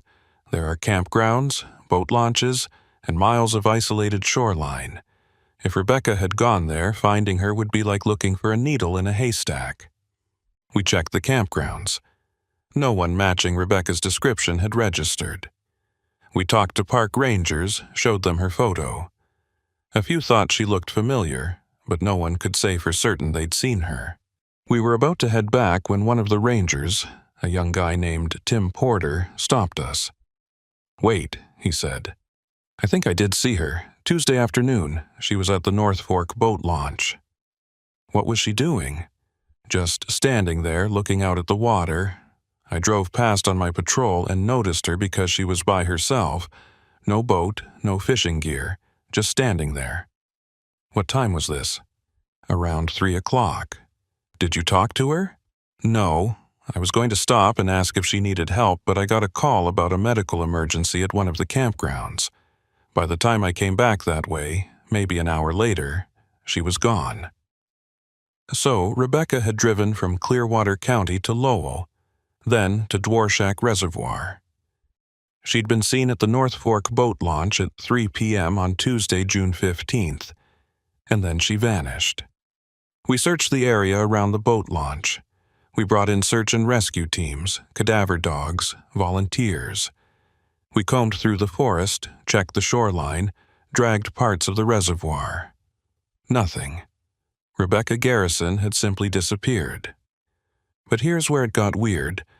On June 25th, 10 days after Rebecca was last seen, I received a call from a man named David Whitmore. He owned a small motel in a town called Riggins, about 60 miles northwest of Lowell. I think the woman you're looking for stayed at my motel, he said. I felt a jolt of hope. When? Wednesday, June 16th. She checked in around 9 p.m., checked out Thursday morning. I was confused. Wednesday, June 16th, was the day after Rebecca was seen at Dworshak Reservoir. but Riggins was in the opposite direction from the reservoir, back toward civilization. "Are you sure it was her?" I asked. "I'm looking at the registration right now. Rebecca Garrison. She paid in cash, didn't use a credit card, which is why it didn't show up in your search." James and I drove to Riggins immediately. David Whitmore was waiting for us with the registration card. Name: Rebecca Garrison. Check-in: 6/16/04, 9:07 p.m. Checkout: 6/17/04, 7:15 a.m. Room: payment, cash, $45. "Did you see her when she checked in?" I asked. "Yeah, I was working the desk. She seemed normal, tired maybe, but normal." "Did she say anything? Where she was going, why she was here?" "No, she just asked for a room, paid cash, took the key. She didn't even bring in luggage that I could see." "What about when she checked out?" "I wasn't here. I don't work mornings. My wife handles that. But the key was in the drop box, so she must have left early." We talked to David's wife, Linda. She said she saw a silver Honda Civic in the parking lot when she came to work at 6 a.m., but it was gone by 8 a.m. She never saw who was driving it. "Did you see anyone in the parking lot? Anyone around room 12? "No, I was in the office. I didn't pay attention to the rooms." We checked room 12. It had been cleaned and rented to other guests since Rebecca's stay. Any evidence that might have been there was long gone. But we had confirmation that Rebecca had been alive on Wednesday, June 16th, more than 24 hours after she was seen at Dworshak Reservoir. So where had she been in between? And where did she go after leaving the motel? I was starting to feel like I was chasing a ghost. We reviewed the timeline. Monday, June 14th, 6:42 p.m. Rebecca calls the library, says she'll be in on Tuesday. Tuesday, June 15th, 7:30, 8 a.m. Rebecca buys gas in Lowell. Tuesday, June 15th, 3 p.m. Rebecca seen at Dworshak Reservoir Wednesday, June 16th, 9:07 p.m. Rebecca checks into motel in Riggins Thursday, June 17th, 7:15 a.m. Rebecca checks out of motel. After that, nothing. But the timeline didn't make sense. How did Rebecca get from the reservoir to Riggins? And why? I looked at a map. Dworshak Reservoir to Riggins was about 60 miles, but it wasn't a straight shot. You had to backtrack, take Highway 12 west, then head north. It would take at least 90 minutes of driving. So, if Rebecca was at the reservoir at 3 p.m. on Tuesday, and she didn't check into the motel until 9 p.m. on Wednesday, where was she for 30 hours? We started making calls to every business, gas station, and restaurant between the reservoir and Riggins. We showed Rebecca's photo to dozens of people. And that's when we started hearing the same thing, over and over again. "Yeah, I saw her. Wednesday afternoon. She stopped in for coffee. I remember her, Wednesday evening. She asked for directions. Sure, she was here. Wednesday, late afternoon. She bought a sandwich." Multiple people in multiple towns all saying they saw Rebecca on Wednesday, not Tuesday, when she should have been driving from the reservoir to Riggins. Wednesday, after she should have already been at Riggins. I started documenting every sighting. Wednesday, June 16th, 2:15 p.m. Rebecca seen at a gas station in Grangeville, 30 miles east of Riggins. Wednesday, June 16th, 4:30 p.m. Rebecca seen at a diner in Cottonwood, 20 miles south of Grangeville. Wednesday, June 16th, 6:45 p.m. Rebecca seen at a grocery store in Whitebird, 15 miles west of Grangeville. Wednesday, June 16th, 9:07 p.m. Rebecca checks into motel in Riggins. She was moving in a pattern, not a straight line, but a strange wandering route through small towns, always heading generally toward Riggins but taking a roundabout way. But here's the thing that made my skin crawl. When we talked to the witnesses, they all described her the same way. She seemed lost. She looked confused. She asked me where she was. She wanted to know what day it was. Every single person said Rebecca seemed disoriented, like she didn't know where she was or how she got there. One woman, a cashier at the grocery store in Whitebird, gave us a particularly disturbing account. "I remember her because she seemed so out of it," the cashier said. Her name was Janet Morris. "She came in and walked around the store for a while, not really looking at anything. Then she came to the register and asked me what town this was." "What did you tell her?" "I said Whitebird." She looked confused, like that didn't mean anything to her. Then she asked me what day it was. I told her it was Wednesday. She just stared at me for a second, then left, didn't buy anything." "Did she say anything else?" Janet thought about it. "Yeah." As she was leaving, she turned back and said, "I'm not supposed to be here yet." I asked her what she meant, but she just walked out. "I'm not supposed to be here yet." What did that mean? I spent the next week trying to make sense of the timeline. Every time I thought I had it figured out, a new piece of information would come in that contradicted what I already knew. On June 28th, a hunter named Carl Briggs called the tip line. He said he'd been in the forest near Dworshak Reservoir on Tuesday, June 15th, the same day Rebecca was supposedly seen at the boat launch. "I was hiking back to my truck around 4:30 p.m., Carl said. "I saw a woman walking on one of the trails. She had dark hair, seemed like she was in a hurry. I thought it was strange because she wasn't dressed for hiking.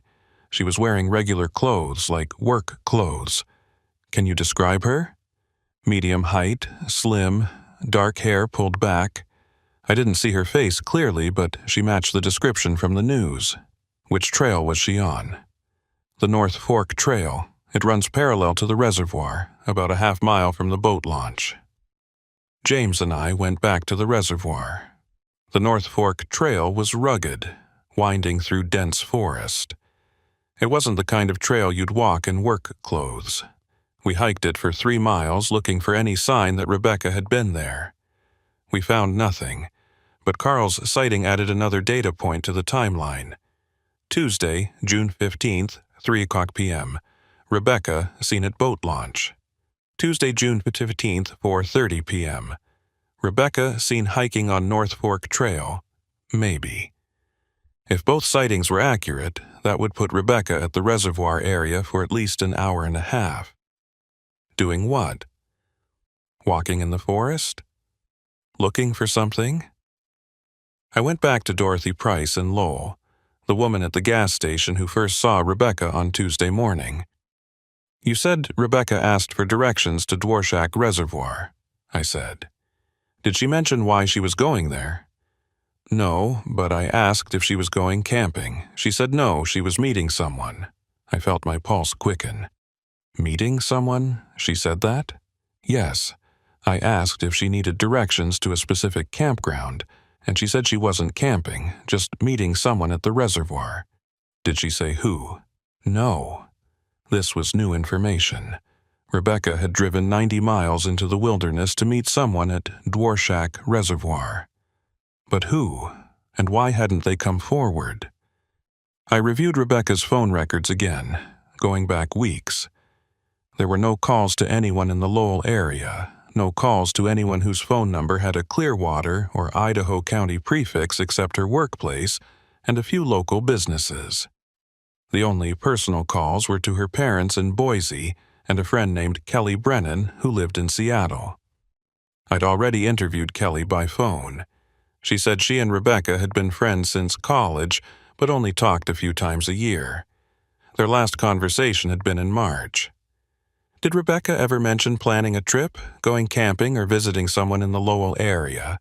No, never. Rebecca didn't really do spontaneous trips. She liked to plan everything in advance. But Rebecca had made this trip. She'd driven 90 miles, told a stranger she was meeting someone, and then disappeared. On July 2nd, we got another report. A couple, who had been vacationing at Dworshak Reservoir in mid-June, had just returned home to Montana and seen the news about Rebecca. They called to say they might have seen her. We were at the North Fork boat launch on Tuesday afternoon, June 15th, the husband, Robert Tucker, said. There was a woman there by herself. We noticed her because she seemed upset. What time was this? Around 2:30, 3 o'clock. We just launched our boat. Did you talk to her? My wife did, Robert said. He put his wife on the phone. I asked if she was okay, Sarah Tucker said. She was crying, not sobbing, but tears were running down her face. She was just standing there looking at the water. What did she say? She said she was fine, just emotional. I asked if she needed help, if she wanted me to call someone. She said no, she was just saying goodbye. Saying goodbye to what? I don't know. I assumed she meant the place, like she had memories there or something.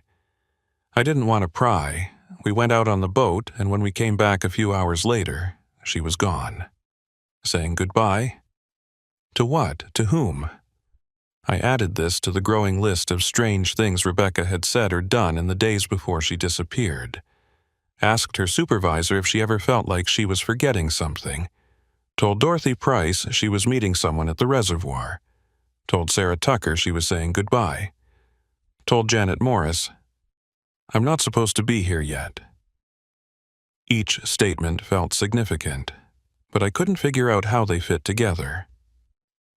On July 8th, we finally got a break, or what seemed like a break at first. A park ranger at Dworshak Reservoir found something while patrolling one of the remote trails. It was a notebook, water-damaged but still mostly readable. Inside the cover was written, Property of Rebecca Garrison. The ranger called it in immediately. We drove out to collect it. The notebook was one of those small, spiral-bound pads you can fit in a pocket. The first few pages were grocery lists and work reminders, mundane stuff. But toward the middle, the entries changed.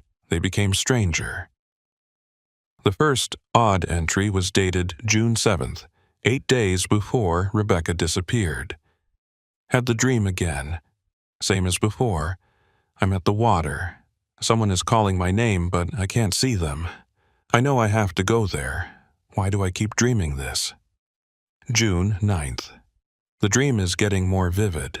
I can almost see who's calling me. It feels important, like I'm forgetting something I'm supposed to remember. June 11th.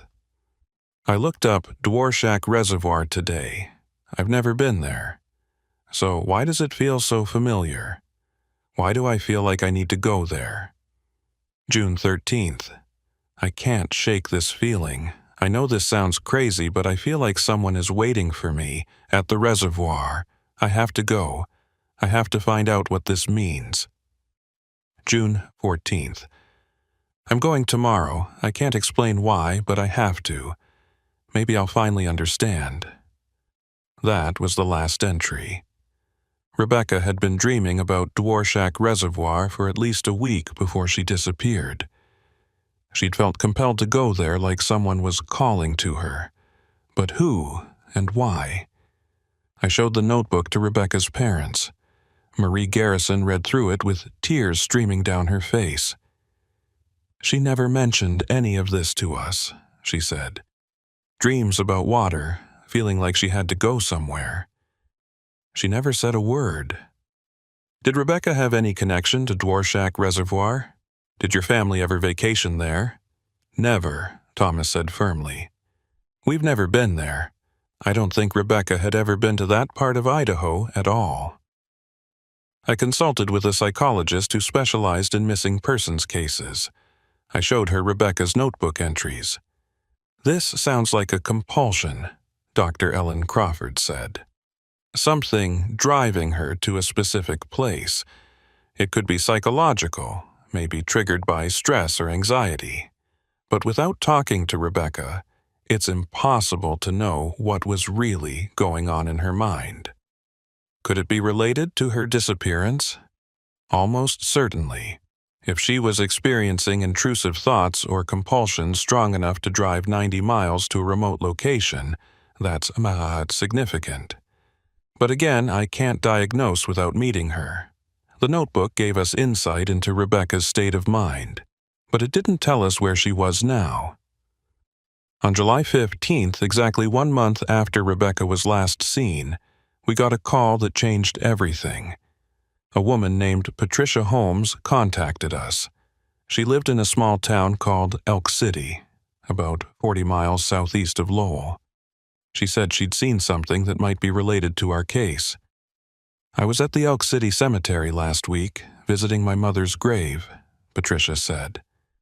"I saw a woman there I'd never seen before. She was standing in front of one of the old graves, just staring at it. I didn't think much of it at the time, but then I saw the news about the missing woman from Clearwater. I think it might have been her." "When was this?" I asked. "July 9th, Thursday afternoon." I felt my heart skip a beat. July 9th was almost a month after Rebecca was last confirmed seen.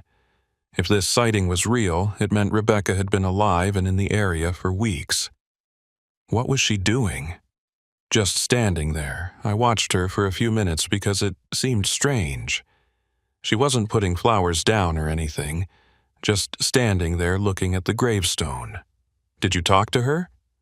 "No, I went to my mother's grave, which is on the other side of the cemetery. When I left, maybe 20 minutes later, she was gone."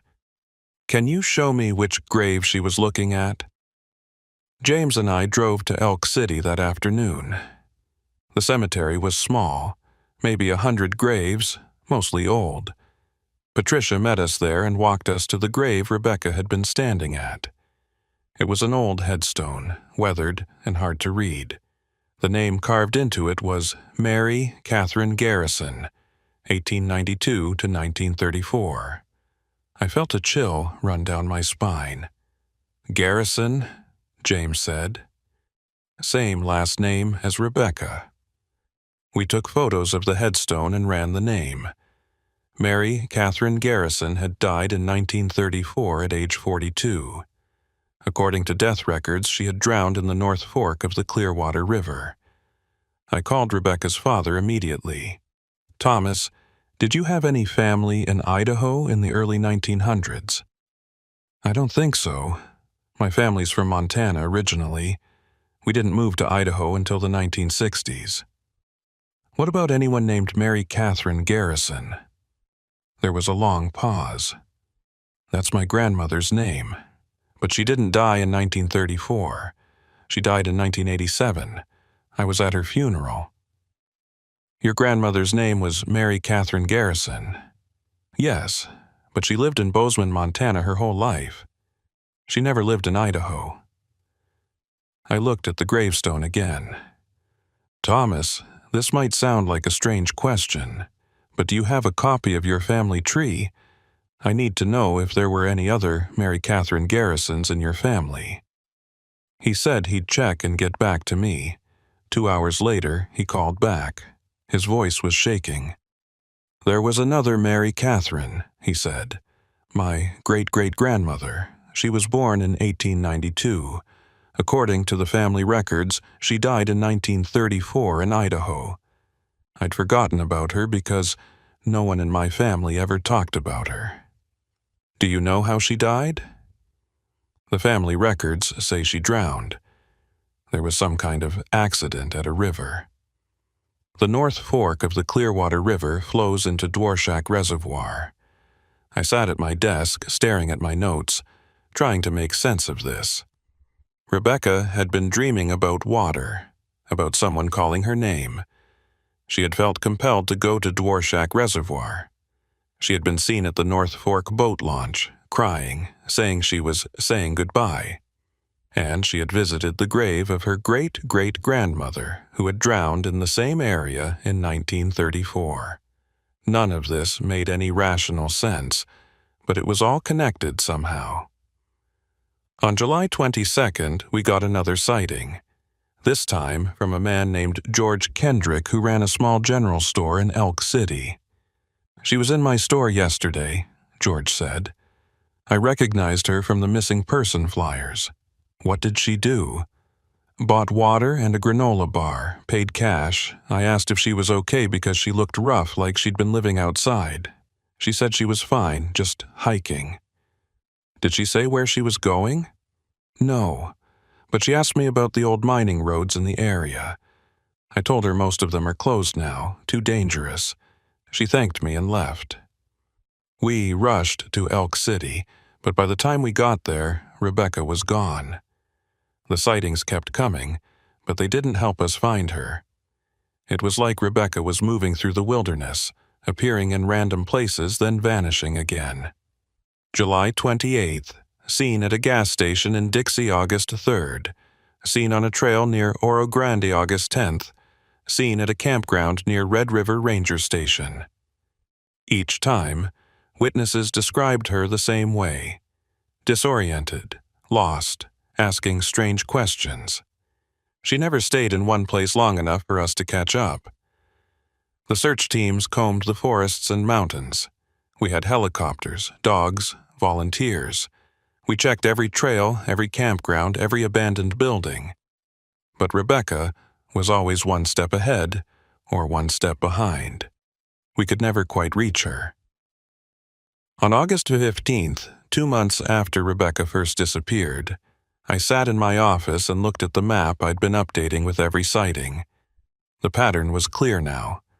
Rebecca was moving in a wide circle around Dworshak Reservoir. She'd start at one point, wander through the wilderness for days, then appear in a town, buy supplies, and disappear again. But why? What was she doing out there? And how was she surviving? By August, she'd been in the wilderness for 2 months with no apparent supplies, no camping gear, no preparation. It didn't make sense. Nothing about this case made sense. On August 20th, I received a package in the mail. No return address, postmarked from Grangeville. Inside was a photograph. It showed Rebecca standing at the edge of Dworshak Reservoir. The photo was taken from a distance, maybe 50 yards away. Rebecca was looking out at the water, her back to the camera. She was wearing the same clothes she'd been wearing when she disappeared: jeans and a blue blouse. There was nothing else in the package, no note, no explanation. I sent the photo to the lab for analysis. They confirmed it was Rebecca and estimated the photo had been taken sometime in July or August based on the vegetation in the background. Someone had been close enough to photograph Rebecca but hadn't called the police. Why? I showed the photo to Rebecca's parents. Marie broke down crying. Thomas just stared at it in silence. "She's alive," he finally said. "At least she was when this was taken." But that raised more questions than it answered. Who took the photo? Why did they send it to me anonymously? I put the photo on the bulletin board in my office, next to the map and the timeline.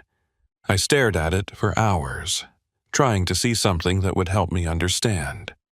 On August 25th, we got our most detailed sighting yet. A couple named Mark and Jennifer Davis had been camping at Dworshak Reservoir. They called to report that they'd spoken with Rebecca at length. "She came to our campsite on August 23rd, around dinner time," Mark said. "She asked if she could have some food. We gave her a sandwich and water. She seemed grateful, but distant, like she was only half present." "Did you know who she was?" "Not at first. Jennifer recognized her from the missing person posters later that evening. We tried to convince her to come with us to get help, but she refused. I interviewed them in person." Jennifer was visibly shaken by the encounter. "She told us the strangest things," Jennifer said. "She kept talking about time like it wasn't real, like she could move through it. She said she'd been here before, decades ago, even though that's impossible." "What exactly did she say?" Jennifer pulled out a small notebook. "I wrote it down because it was so weird. She said, 'I keep coming back to this moment. I've been here dozens of times, but it's always the same day, the same hour. I can't move forward, only sideways.'" "What did she mean by that?" "I have no idea. I asked her to explain, but she just shook her head. Then she said something even stranger. She said, 'In 1934, I drowned here. But I'm still alive.' How is that possible?" I felt a chill run through me. She said she drowned in 1934? Yes. She talked about drowning in the river, about being pulled under. She said she remembered it clearly, but then she said, "But I'm here now, so maybe I didn't drown. Maybe I'm still drowning." Did she say anything else? Mark spoke up. She asked us what year it was. When we said 2004, she laughed, not a happy laugh, more like a laugh of disbelief. She said, "Of course it is. It's always 2004 here." Did she explain what she meant? No. We tried to get her to come with us to the ranger station to get help, but she said she couldn't leave yet. She said she had to wait for something. Wait for what? She wouldn't say. She just thanked us for the food and walked back into the woods. I asked them to show me where this happened. We drove to their campsite, and they pointed to the tree line where Rebecca had disappeared. "Did you try to follow her?" I asked. "We did," Mark said. "But it was getting dark and we lost sight of her within a few minutes. The forest is too thick." I organized another search of the area. We spent 3 days combing through the forest around the Davises' campsite. We found nothing. No sign of Rebecca, no evidence she'd been there. But we did find something else. Something that made the case even more confusing. One of the search team members, a volunteer named Lisa Grant, discovered an old campsite about a mile from where Rebecca was last seen. It looked like it hadn't been used in years. There was a fire ring, some rotted logs arranged as seating, and debris scattered around. Among the debris, Lisa found a piece of fabric. It was blue, like the blouse Rebecca had been wearing. We collected it and sent it to the lab. The results came back a week later. The fabric matched Rebecca's blouse, but according to the lab it was old, weathered. The analysis suggested it had been exposed to the elements for years, not weeks or months. "This doesn't make sense," James said when I showed him the report. "Rebecca disappeared in June. It's only been 3 months. How could her clothing be weathered like it's been out here for years?" "I don't know," I said. "But there's something else."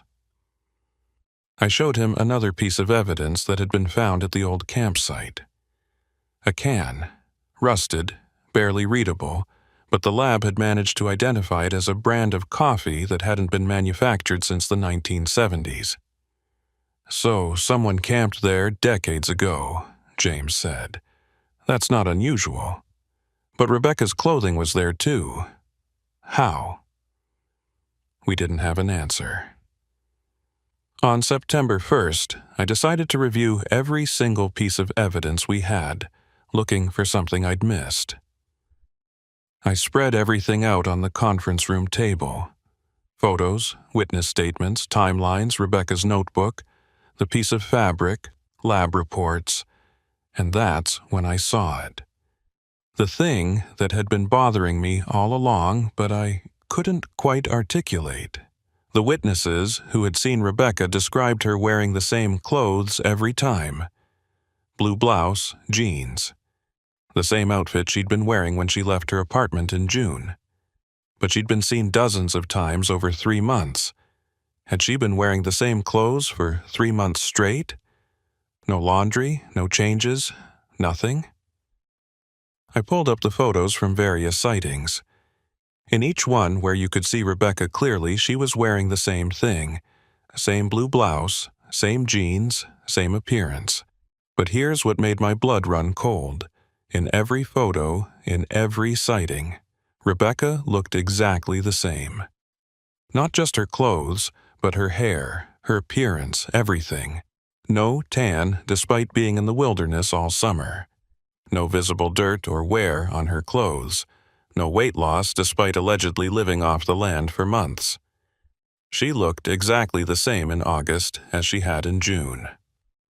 I called Dr. Crawford, the psychologist. "Is it possible for someone to survive in the wilderness for 3 months without showing any physical signs of it?" I asked. "Highly unlikely," she said. "Even with survival skills, you'd see weight loss, sun exposure, wear and tear on clothing. The human body can't maintain itself perfectly without proper nutrition and shelter. What if someone was helping her, bringing her supplies? Then why all the sightings of her appearing lost and confused? And why wouldn't she just leave with whoever is helping her? Good questions. No good answers. On September 10th, 4 days before the official search was scheduled to be called off due to lack of leads, I got a call from a hiker named Rachel Morrison. "I saw her," Rachel said, "today at Dworshak Reservoir." I grabbed my keys. "Where exactly?" "The North Fork boat launch. Same place she was seen before. She was just standing there looking at the water."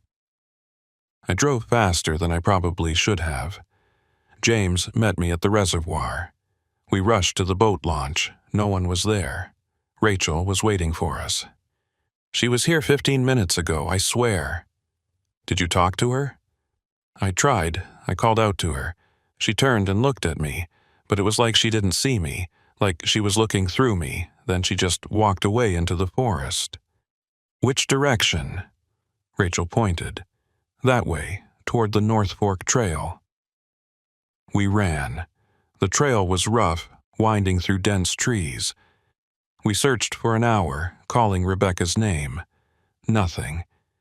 As the sun started to set, we had to give up. James was frustrated. I was exhausted. "It's like she's a ghost," James said as we walked back to our cars. "She's here, but she's not. We can never quite reach her." That night, I couldn't sleep. I kept thinking about what Rebecca had told Mark and Jennifer Davis. About time not being real, about coming back to the same moment, about drowning in 1934 but still being alive. It was nonsense, it had to be nonsense. But what if it wasn't? What if Rebecca really believed she had drowned in 1934? What if that's why she kept coming back to the reservoir, to the place where her great-great-grandmother had died? I pulled up the death certificate for Mary Catherine Garrison. She had drowned on June 15th, 1934. June 15th. The same date Rebecca disappeared in 2004. 70 years to the day. I stared at the dates, my mind racing. Was it a coincidence? It had to be a coincidence. But nothing about this case felt like a coincidence. I started researching Mary Catherine Garrison. There wasn't much information available. She had lived in a small logging community near the North Fork. She had been married, had 2 children. On June 15, 1934, she had gone to the river to wash clothes and never came home. Her body was found 3 days later, caught in the rocks downstream. Accidental drowning, the death certificate said, but there was a newspaper article from a local paper, archived at the county library. I drove there first thing in the morning and requested it.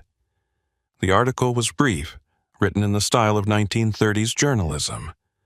But one paragraph caught my attention. Witnesses reported that Mrs. Garrison had been behaving strangely in the days before her death. She told neighbors she had been having vivid dreams of drowning and felt compelled to go to the river. On the morning of June 15th, she was seen walking toward the water in what witnesses described as a trance-like state. I read the paragraph 3 times. Vivid dreams. Felt compelled. Trance-like state. The same words people had used to describe Rebecca. On September 14, 2004, the official search for Rebecca Garrison was suspended. After 3 months of intensive searching, dozens of sightings, and thousands of man-hours, we had nothing. Rebecca's parents held a memorial service. They didn't want to. Thomas especially insisted that Rebecca was still alive somewhere. But Marie said they needed closure, needed a way to say goodbye even if they couldn't bury her. I attended the service. So did about 50 other people from Rebecca's life. Co-workers, neighbors, church members, everyone who knew the quiet librarian who had vanished into the wilderness. Reverend Hayes gave the eulogy. He talked about Rebecca's kindness, her dedication, her quiet faith. He said he believed she was at peace now, wherever she was. I wasn't so sure. The case officially went cold on October 1st, 2004. I kept it on my desk for another month, going through the evidence, looking for something we missed, but eventually I had to let it go. Other cases needed my attention. Missing persons who might still be found, families who needed answers I could actually give them. I put the Rebecca Garrison file in a box and sent it to storage. But I never forgot it. Years passed. I checked the file periodically, hoping for new information. Every few months someone would call with a sighting. Rebecca at a gas station, Rebecca on a trail, Rebecca standing by the water. We'd investigate. We'd search. We'd find nothing. The sightings became less frequent. By 2006, they had stopped completely. Rebecca Garrison had vanished as mysteriously as she had lived those last few months. In 2008, 4 years after Rebecca disappeared, I got a call from a ranger at Dworshak Reservoir. "I found something you might want to see," he said. I drove out there. The ranger, a different one than I'd worked with in 2004, led me to the North Fork boat launch. "We were doing shoreline cleanup," he said. "Found this wedged between some rocks." It was a bottle, a glass bottle with a cork stopper. Inside was a piece of paper. We carefully removed the cork and extracted the paper. It was wet, but readable. The message was written in blue ink. I understand now. Time isn't a line, it's a circle. I keep coming back to this moment, this place. Every June 15th, I'm here. I've been here for 70 years. I'll be here for 70 more, unless I can break the pattern. But I don't know how. Tell my parents I'm sorry. Tell them I didn't mean to leave. I just couldn't stay. R.G. The handwriting matched Rebecca's. I sent the note to the lab for dating. The paper was recent, manufactured sometime in the early 2000s. The ink was standard blue ballpoint pen, but the note had been in that bottle for years. The ranger confirmed that section of shoreline had been cleaned just 2 years prior, and the bottle definitely wasn't there then. So, Rebecca had put it in the water sometime between 2006 and 2008, which meant she had still been alive 2 years after the search ended, or had been alive. Past tense. I showed the note to Rebecca's parents. Thomas had aged visibly in the 4 years since Rebecca disappeared. Marie looked like she hadn't slept well in just as long. "What does it mean?" Marie asked. "Time is a circle? Every June 15th? "I don't know," I said honestly, but I had a theory. I didn't want to share it with them because it sounded insane, but I couldn't ignore it anymore. Rebecca believed she was caught in some kind of loop, that every June 15th she was pulled back to Dworshak Reservoir, to the place where her great-great-grandmother had drowned 70 years earlier. It wasn't possible. It couldn't be possible. But how else did you explain the timeline? The sightings that made no sense? The clothing that never changed? The way Rebecca seemed to exist outside normal time? In 2010, 6 years after Rebecca disappeared, I retired from the police force. The Rebecca Garrison case was one of many I'd worked over my career, but it was the one that haunted me. Before I left, I went through the file one more time. I made copies of everything and took them home with me. I've spent the last years reviewing it periodically, trying to find an explanation that makes rational sense. I've never found one. Here's what we know for certain. Rebecca Garrison disappeared on June 15, 2004. Her car was found at a rest area 30 miles from her home. She was seen multiple times over 3 months in the wilderness around Dworshak Reservoir. She left a message in a bottle saying she was caught in a time loop. She hasn't been seen since 2008. Here's what we don't know. Where is Rebecca now? What actually happened to her? Why did she go to the reservoir in the first place? How is any of this possible? The rational explanation is that Rebecca had some kind of mental breakdown, that the stress of her quiet, isolated life finally got to her, that she experienced a psychotic break, developed delusions about time travel and reincarnation, and eventually died somewhere in the wilderness where her body hasn't been found. That's what the official file says, that's what most people believe, but I can't accept it. Not completely. Because there are too many things that don't fit that explanation. The timeline that makes no sense. The witnesses who saw her in multiple places at impossible times. The photograph sent anonymously. The note in the bottle. The connection to Mary Catherine Garrison, who drowned 70 years earlier to the day. Every June 15th, I think about Rebecca. I wonder if she's still out there, caught in whatever loop she believed she was in. Still standing at the edge of Dworshak Reservoir, looking out at the water, waiting for something. Last June 15th, 2014, 10 years after Rebecca disappeared, I drove to Dworshak Reservoir. I don't know why. Maybe I was hoping to see her, to finally get answers. I stood at the North Fork boat launch for hours, watching the water, listening to the wind in the trees.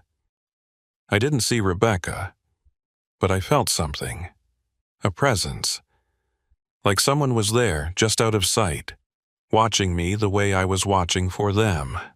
I called out her name. Rebecca, if you're here, if you can hear me, your parents want you to know they love you. They never stopped looking. The wind picked up. The water rippled. And for just a moment, I could have sworn I saw a figure standing on the opposite shore. Dark hair, blue blouse, looking across the water at me. I blinked, and the figure was gone. Maybe it was my imagination. Maybe it was grief for a case I never solved, a woman I never found. Or maybe it was Rebecca, still trapped in her loop, still waiting for something she can't name. I don't know. I'll probably never know. But every June 15th I go back. I stand at that boat launch and I wait, just in case she comes back, just in case she's ready to be found. The file is still open, not officially, but in my mind. In the box I keep in my home office with all the other unsolved cases. Rebecca Garrison. Missing since June 15th, 2004. Last seen, unknown. Location, unknown. Status, unknown. Everything about this case is unknown, and maybe that's how it will stay.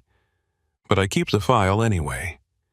I keep searching, even though I'm retired, even though there's no official investigation anymore, because somewhere out there, Rebecca Garrison exists, or existed, or is existing in some way I can't comprehend, and she deserves to be found, even if the timeline makes no sense, even if the evidence contradicts itself, even if the only explanation is impossible. She deserves to be found. I just don't know if she can be.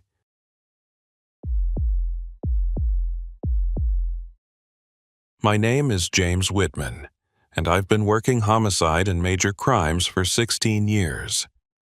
In that time, I've learned to trust my instincts. When something feels wrong, it usually is wrong, even if I can't immediately explain why. This case felt wrong from the very beginning. It started with something small, something that shouldn't have mattered at all. A routine break-in at a house on Elm Street. The homeowner, a man named Richard Holloway, called it in on September 3rd, 2009.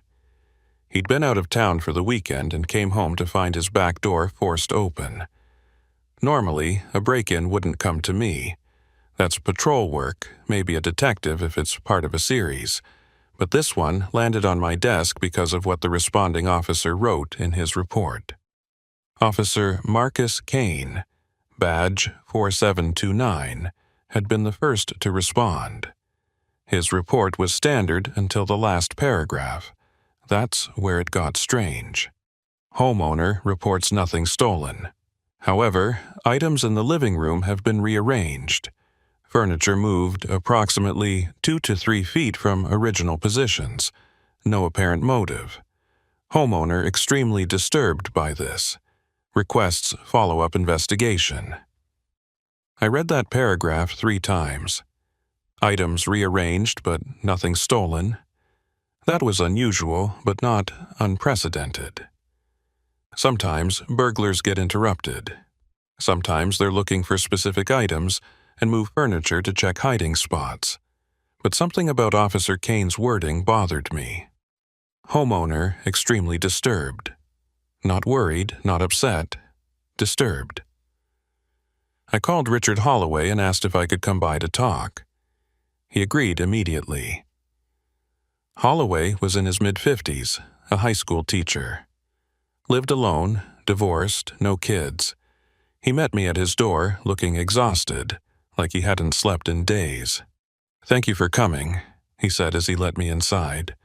"I know this probably seems like nothing, but I can't stop thinking about it." The living room looked normal to me. Couch against one wall, TV on the opposite side, coffee table in the middle. Everything clean and orderly. "Can you show me what was different?" I asked. Holloway pointed to the couch. This was 6 inches further from the wall. The coffee table was rotated 90 degrees. That chair, he gestured to an armchair in the corner, was facing the window instead of the TV. "Is it possible you're misremembering where things were?" "No." His voice was firm. "I've lived here for 8 years. I know exactly where my furniture goes. I'm particular about it." "And nothing was taken? Nothing disturbed elsewhere in the house?" "That's what makes it so strange. My bedroom is untouched. The office where I keep my laptop and important papers, nothing. The only room that was changed was this one." I looked around the living room again. Why would someone break in just to rearrange your furniture? I don't know, but there's something else. Holloway walked to the coffee table and picked up a photo album that had been sitting there. This was open when I got home. Open to a specific page. He showed me. It was a photo from what looked like the 1970s or early 80s, a family portrait, a couple with a young boy, maybe 7 or 8 years old. "Who are they?" I asked. "I have no idea. This isn't my photo album." I felt a chill run down my spine. "What do you mean it's not yours?" "I've never seen this album before. It's not mine. Someone brought it here and left it on my coffee table." I put on gloves and examined the album carefully.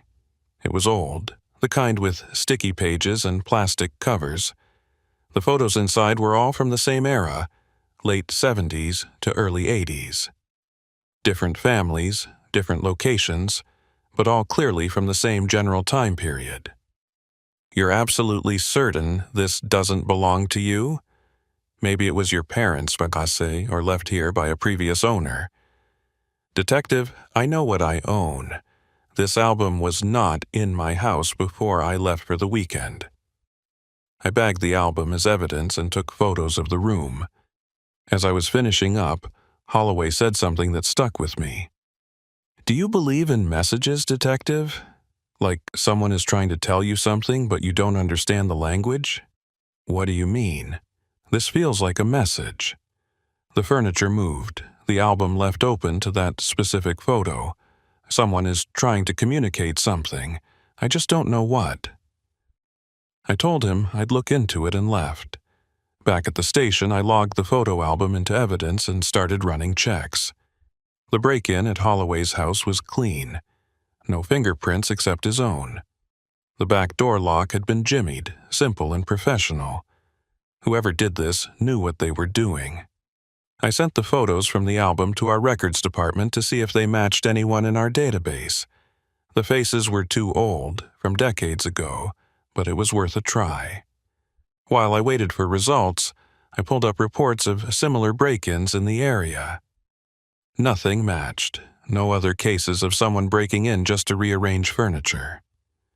2 days later, on September 5th, I got another case. This time it was a missing person report. A woman named Helen Martinez, age 37, hadn't shown up for work at the grocery store where she worked as a manager. Her assistant manager filed the report after Helen failed to answer calls and didn't show up for 2 consecutive shifts. I went to Helen's apartment. The landlord let me in. The place was immaculate, everything in order. Helen's car was in the parking lot. Her purse was on the kitchen counter. Her phone was on the nightstand, turned off. Everything suggested Helen had left voluntarily, taking nothing with her. But why? I checked her bedroom. The bed was made. The closet was full of clothes. Nothing appeared to be missing, but there was something strange on her dresser. A photo in a frame. The glass was cracked, like someone had hit it hard enough to spider the surface but not break it completely. I looked closer at the photo. It showed Helen with a man and a young girl, maybe 4 years old. They were standing in front of a house, smiling. A family portrait. I asked the landlord if he knew who the man and girl were. Helen never mentioned family, he said. As far as I know, she lived alone. Never saw anyone visiting. I took the photo back to the station. Something about it was bothering me, but I couldn't figure out what. That evening, I was reviewing both cases when my partner, Detective Lisa Grant, came into my office. "You got a second?" she asked. "Sure, what's up?" "I caught a weird one today. Vandalism at Oak Hill Cemetery. Someone dug up a section of grass near one of the old graves. Didn't damage the grave itself, just dug a hole about 3 feet deep right next to the headstone. Kids messing around?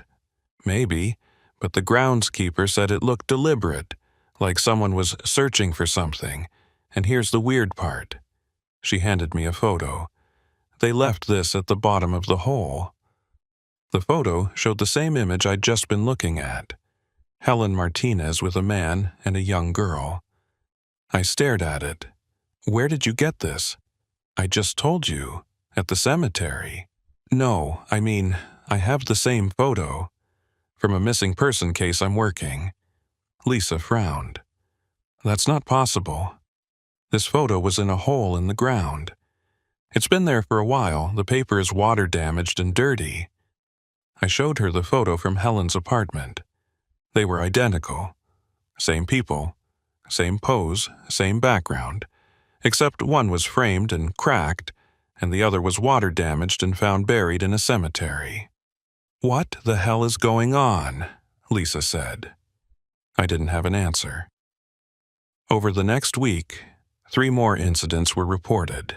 September 8th, a man named Thomas Garrett called to report that someone had broken into his storage unit and removed a single box. Only one box, leaving behind tools, furniture, and other valuable items. The box contained old family photos from the 1980s. September 10th, a woman named Sandra Mills reported finding her childhood dollhouse in her attic rearranged. The miniature furniture had been moved around, and a small photograph had been placed inside. The photo showed a family she didn't recognize. September 12th, a break-in at the county records office. Nothing stolen except one file from the archives.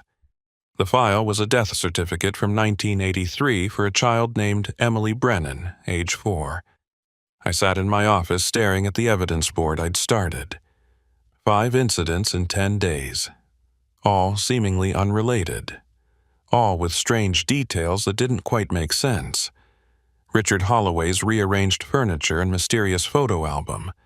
Helen Martinez missing, with a photo of people we couldn't identify.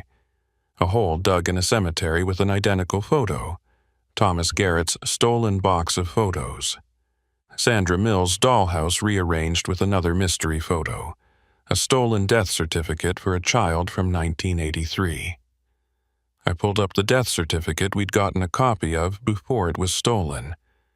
Emily Brennan, age 4, died on September 15, 1983. Cause of death: accidental drowning. Parents: Robert and Claire Brennan. Address: 4521 Maple Street. Maple Street. That was 3 blocks from Richard Holloway's house on Elm Street. I checked property records. In 1983, the house at 4521 Maple Street had been owned by Robert and Claire Brennan. They'd sold it in 1984, a year after their daughter died. I tried to find the Brennans now. Robert had died in '97. Claire had remarried and moved to Oregon. I called her. "Mrs. Brennan, my name is Detective James Whitman. I'm calling about your daughter, Emily." There was a long silence on the other end. "Why?" she finally asked. Her voice was tight, controlled. "We've had some unusual incidents in the area where you used to live. I'm trying to understand if there's a connection." "What kind of incidents?" I explained about the break-ins, the photos, the rearranged furniture. I didn't mention the stolen death certificate. That's impossible," Claire said. "Emily died 26 years ago. Why would anyone be doing these things now?" "I don't know, but I'm trying to find out.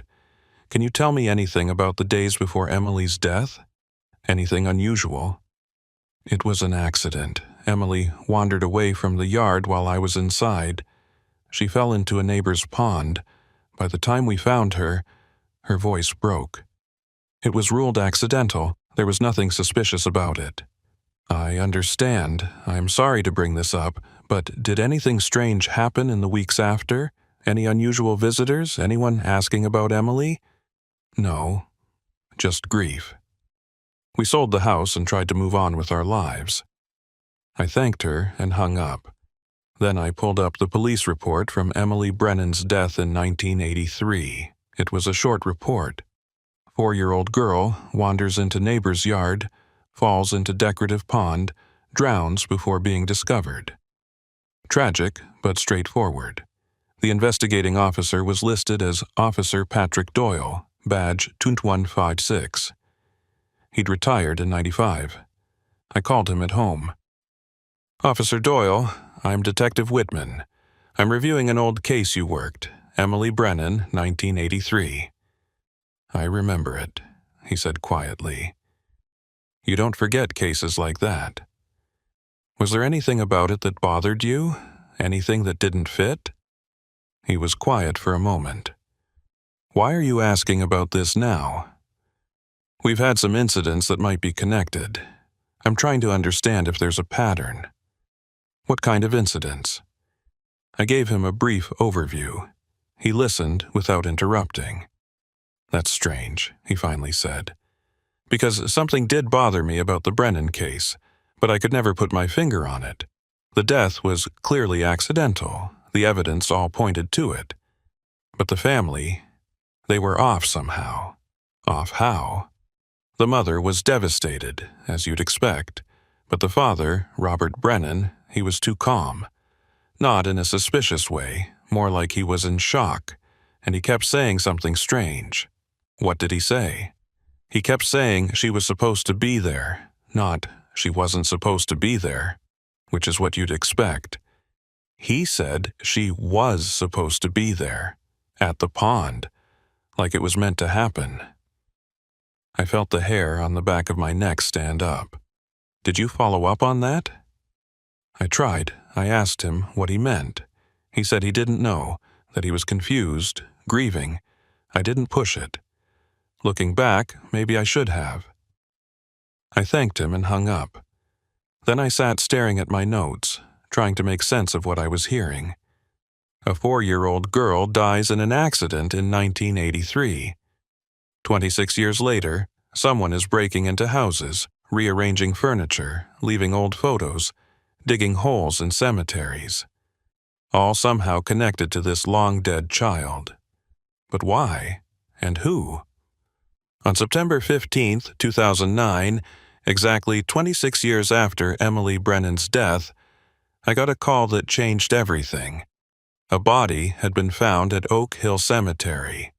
Not buried, but lying on the ground next to the same grave where the hole had been dug. The grave of Emily Brennan. I rushed to the scene. The cemetery was cordoned off. Crime scene techs were already processing the area. The victim was Helen Martinez, the missing woman from the grocery store. She was lying on her back, arms at her sides, eyes closed. At first glance, she looked like she might be sleeping, but she wasn't breathing. The medical examiner, Dr. Sarah Foster, was examining the body. "What can you tell me?" I asked. "No obvious signs of trauma. No wounds, no defensive marks. She's been dead for maybe 12 to 18 hours. Cause of death? I won't know for sure until the autopsy, but initial assessment suggests possible drowning." I stared at her. "Drowning? We're in a cemetery." "I know. But look at her lungs." Dr. Foster indicated the slight froth at Helen's mouth and nose. "That's consistent with drowning. There's also this." She showed me Helen's hands. The fingers were wrinkled, like they'd been submerged in water for an extended period. Where did she drown? I have no idea, but she wasn't killed here. The body was placed here post-mortem, probably within the last few hours. I looked around the cemetery.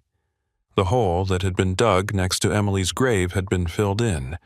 Fresh dirt, recently disturbed. "Did anyone check what was in the hole before it was filled?" I asked one of the techs. "We're excavating it now," he said. They dug carefully, documenting everything. 3 feet down, they found something. A waterproof container, the kind you'd use for camping. Inside was a photo album, the same album that had been left at Richard Holloway's house. "How is this possible?" Lisa said, looking over my shoulder. "We logged that album into evidence." I checked my phone. I called the evidence room. "Can you verify that the photo album from the Holloway break-in is still in storage?" They put me on hold. 2 minutes later, they came back. "Yes, it's here. Item 092841. Can you open it and confirm what's inside?" Another pause. "Detective, the album is here, but it's empty. All the photos are gone." I hung up and looked at the album in the waterproof container. I opened it. The photos were all there, exactly as they had been when we collected them from Holloway's house. "Someone took the photos from the evidence and put them back in the album," Lisa said, "and then buried it here next to Emily Brennan's grave. But who has access to the evidence room?" That was a good question. Access was restricted to authorized personnel. Officers, detectives, evidence technicians, someone with a badge and clearance, or someone who knew how to bypass the security. I bagged the album again and marked it as new evidence. Then I focused on Helen Martinez. Why was she here? Why was her body placed next to Emily Brennan's grave? I pulled Helen's missing person file. We'd interviewed her coworkers, her landlord, her few friends. Nobody knew why she'd disappeared. But there was one detail I'd overlooked. Helen's employment records showed she'd worked at 3 different grocery stores in the past 10 years, all in different towns. She moved every few years, never staying in one place for long. I called her previous employer in Great Falls. The manager there remembered Helen. She was a good worker, the manager said. Quiet, reliable, but she left suddenly, gave 2 weeks' notice and said she had to move. Did she say why? Family reasons, she said, but she seemed nervous, like she was running from something. I got the same story from her employer before that, in Billings. Helen Martinez had been moving from town to town, staying just long enough to blend in, then leaving again, running from something or looking for something. I checked her apartment again, this time more carefully. In her closet, hidden behind a stack of shoeboxes, I found a notebook. The entries were sporadic, dated over several years. July 2006. Saw her again today. Same girl, same age. How is this possible? March 2007. Moved to Great Falls. Maybe she won't find me here. October 2008. She's here too. I don't understand. She should be grown by now, or dead, or something. But she's still 4 years old. April 2009. I can't keep running. I need to find out what this means. August 2009. Going back to where it started. If I can find the grave, maybe I'll understand.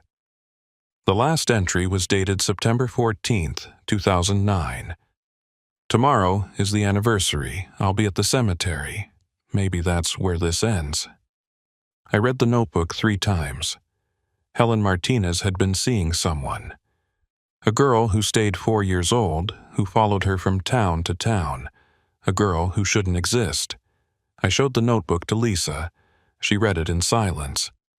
She was seeing a ghost, Lisa said. A little girl who never aged? Or she was experiencing some kind of psychological break. Hallucinations, paranoid delusions. Then why is she dead at Emily Brennan's grave? That was the question. I decided to check the other incidents more carefully. Richard Holloway, Thomas Garrett, Sandra Mills. All had experienced something strange in the past 2 weeks. I visited Holloway first. He looked even more exhausted than before.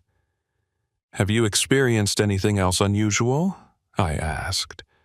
I keep seeing her, he said quietly. Seeing who? A little girl, dark hair, maybe 4 years old. She stands outside my house at night, just looking at my window. When I go outside to check, she's gone. How long has this been happening? Since the break-in. Every night. I talked to Thomas Garrett next. He told me the same thing. A little girl standing in his yard, watching his house, always at night, always disappearing when he got close. Sandra Mills said she'd seen the girl too, looking in through her window, standing in her driveway, gone before she could reach her. All of them had seen the same girl. All of them described her the same way. Dark hair, 4 years old, wearing a white dress. I pulled up the photos from Emily Brennan's death investigation in 1983. There was one photo of Emily taken shortly before she died. Dark hair, white dress, 4 years old. I showed the photo to Holloway, Garrett, and Mills separately. All of them confirmed it was the same girl they'd been seeing, but Emily Brennan had been dead for 26 years. On September 17th, I got another call. A woman named Elizabeth Chen had reported a break-in at her house. The description was familiar. Nothing stolen, furniture rearranged, a photo left behind. I went to the house immediately. Elizabeth was in her 60s, retired, lived alone. I know this is going to sound crazy, she said as she let me in. But I think the little girl did this. What little girl? The one I've been seeing. She's been standing in my backyard for 3 nights. Last night I left the back door unlocked. I wanted to see if she was real, if she'd come inside. And did she? I don't know. I woke up this morning and found everything like this. The living room furniture had been moved. Not randomly, but deliberately arranged in a specific pattern. The couch, chairs, and coffee table formed a perfect square in the center of the room. In the middle of the square was a single photo. Emily Brennan in her white dress. Why did you leave the door unlocked? I asked. Elizabeth looked at me with tears in her eyes. Because I knew her. 30 years ago, I was Emily's babysitter. I was supposed to watch her the day she died, but I called in sick. If I had been there, she might not have wandered into that pond. I felt a chill run through me. You blame yourself for her death? I've blamed myself for 26 years, and now she's back. She's been watching me. I thought if I let her in, if I faced what I did, maybe she'd leave me alone. Did you tell anyone else about this? About being Emily's babysitter? No, I moved away after it happened. I couldn't face the Brennans. I've carried this guilt my whole life. I started checking backgrounds on the other victims. Richard Holloway had lived in the same neighborhood as the Brennans in 1983. He'd been 15 years old at the time.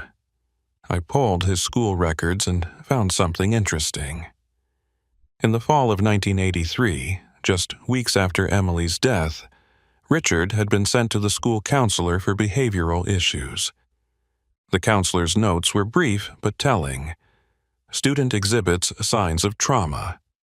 Refuses to discuss incident. Mentions seeing things that aren't there. Recommended for further evaluation. The further evaluation never happened. Richard's parents had refused, according to the records. They'd moved him to a different school the following year. I called Richard and asked him about it. "I don't remember much from that time," he said. His voice was quiet, strained. After Emily died, I couldn't sleep. I kept having nightmares. I'd see her standing in places she shouldn't be. My parents thought I was making it up for attention. What kind of places? In my room, at the foot of my bed, in the hallway, always just watching me. I'd wake up and she'd be there and then she'd be gone. It went on for months. "Did you tell anyone what you saw?" I tried. The counselor, my parents, nobody believed me. Eventually, I learned to stop talking about it. The visions went away after we moved. Or I thought they did. "What do you mean?" "They came back. A few weeks ago, before the break-in. I started seeing her again, the same way I did when I was 15. Standing in my room, watching me, and then someone broke in and rearranged my furniture, and I knew it wasn't a coincidence." I made notes and moved on to Thomas Garrett. Thomas Garrett had been the Brennans' neighbor. His storage unit had contained photos from that era, but there was more to it than that. I found old property records showing that Thomas had sold his house in 1984, the same year the Brennans moved. He'd sold it for significantly less than market value, like he was desperate to leave. When I visited him to ask about it, he was reluctant to talk. "That was a long time ago," he said. "I don't like to think about it." "I need to understand what happened. Why did you leave so quickly after Emily's death?" He was quiet for a long moment. Then he said, "Because I couldn't live next to that pond anymore. Every time I looked at it, I saw her. That little girl, floating face down. I was the one who called 911 that day. I heard the screaming and looked over the fence, and there she was. That must have been traumatic. You don't understand. It wasn't just that day. It was after. For months, I'd hear splashing from the pond late at night. I'd go out to check, and there'd be nothing there, just still water. But I could swear I heard someone in there struggling." "Did you report this to anyone?" "Who was I going to tell? That I was hearing ghost sounds from a pond where a child drowned? They'd think I was crazy. So I sold the house and left, and I haven't been back to that neighborhood since. Until someone stole your box of photos." "Yeah, photos I'd forgotten I even had. From block parties and neighborhood gatherings back in the early 80s. I don't know why anyone would want them." Sandra Mills had been Emily's preschool teacher. When I interviewed her, she was in her 60s, retired, living in a small house on the outskirts of town. "I remember Emily very well," she said when I asked. "She was a sweet child. Quiet, shy, but very bright. She loved to draw. Did you notice anything unusual about her in the weeks before her death?" Sandra's expression changed. "Yes, actually. She became withdrawn. She stopped playing with the other children. She'd sit by herself and draw the same picture over and over." "What was she drawing?" "A man, always the same man. Dark hair, standing near water. I asked her who it was, and she said it was the man who called her name. I thought it was an imaginary friend. I didn't realize." She trailed off, tears in her eyes.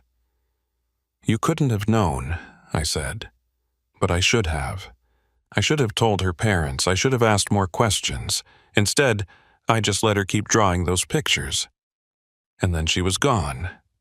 Do you still have any of those drawings? No. After she died, the school cleaned out her cubby. I assume they threw everything away, but I remember them clearly. The same figure, always near water, always watching.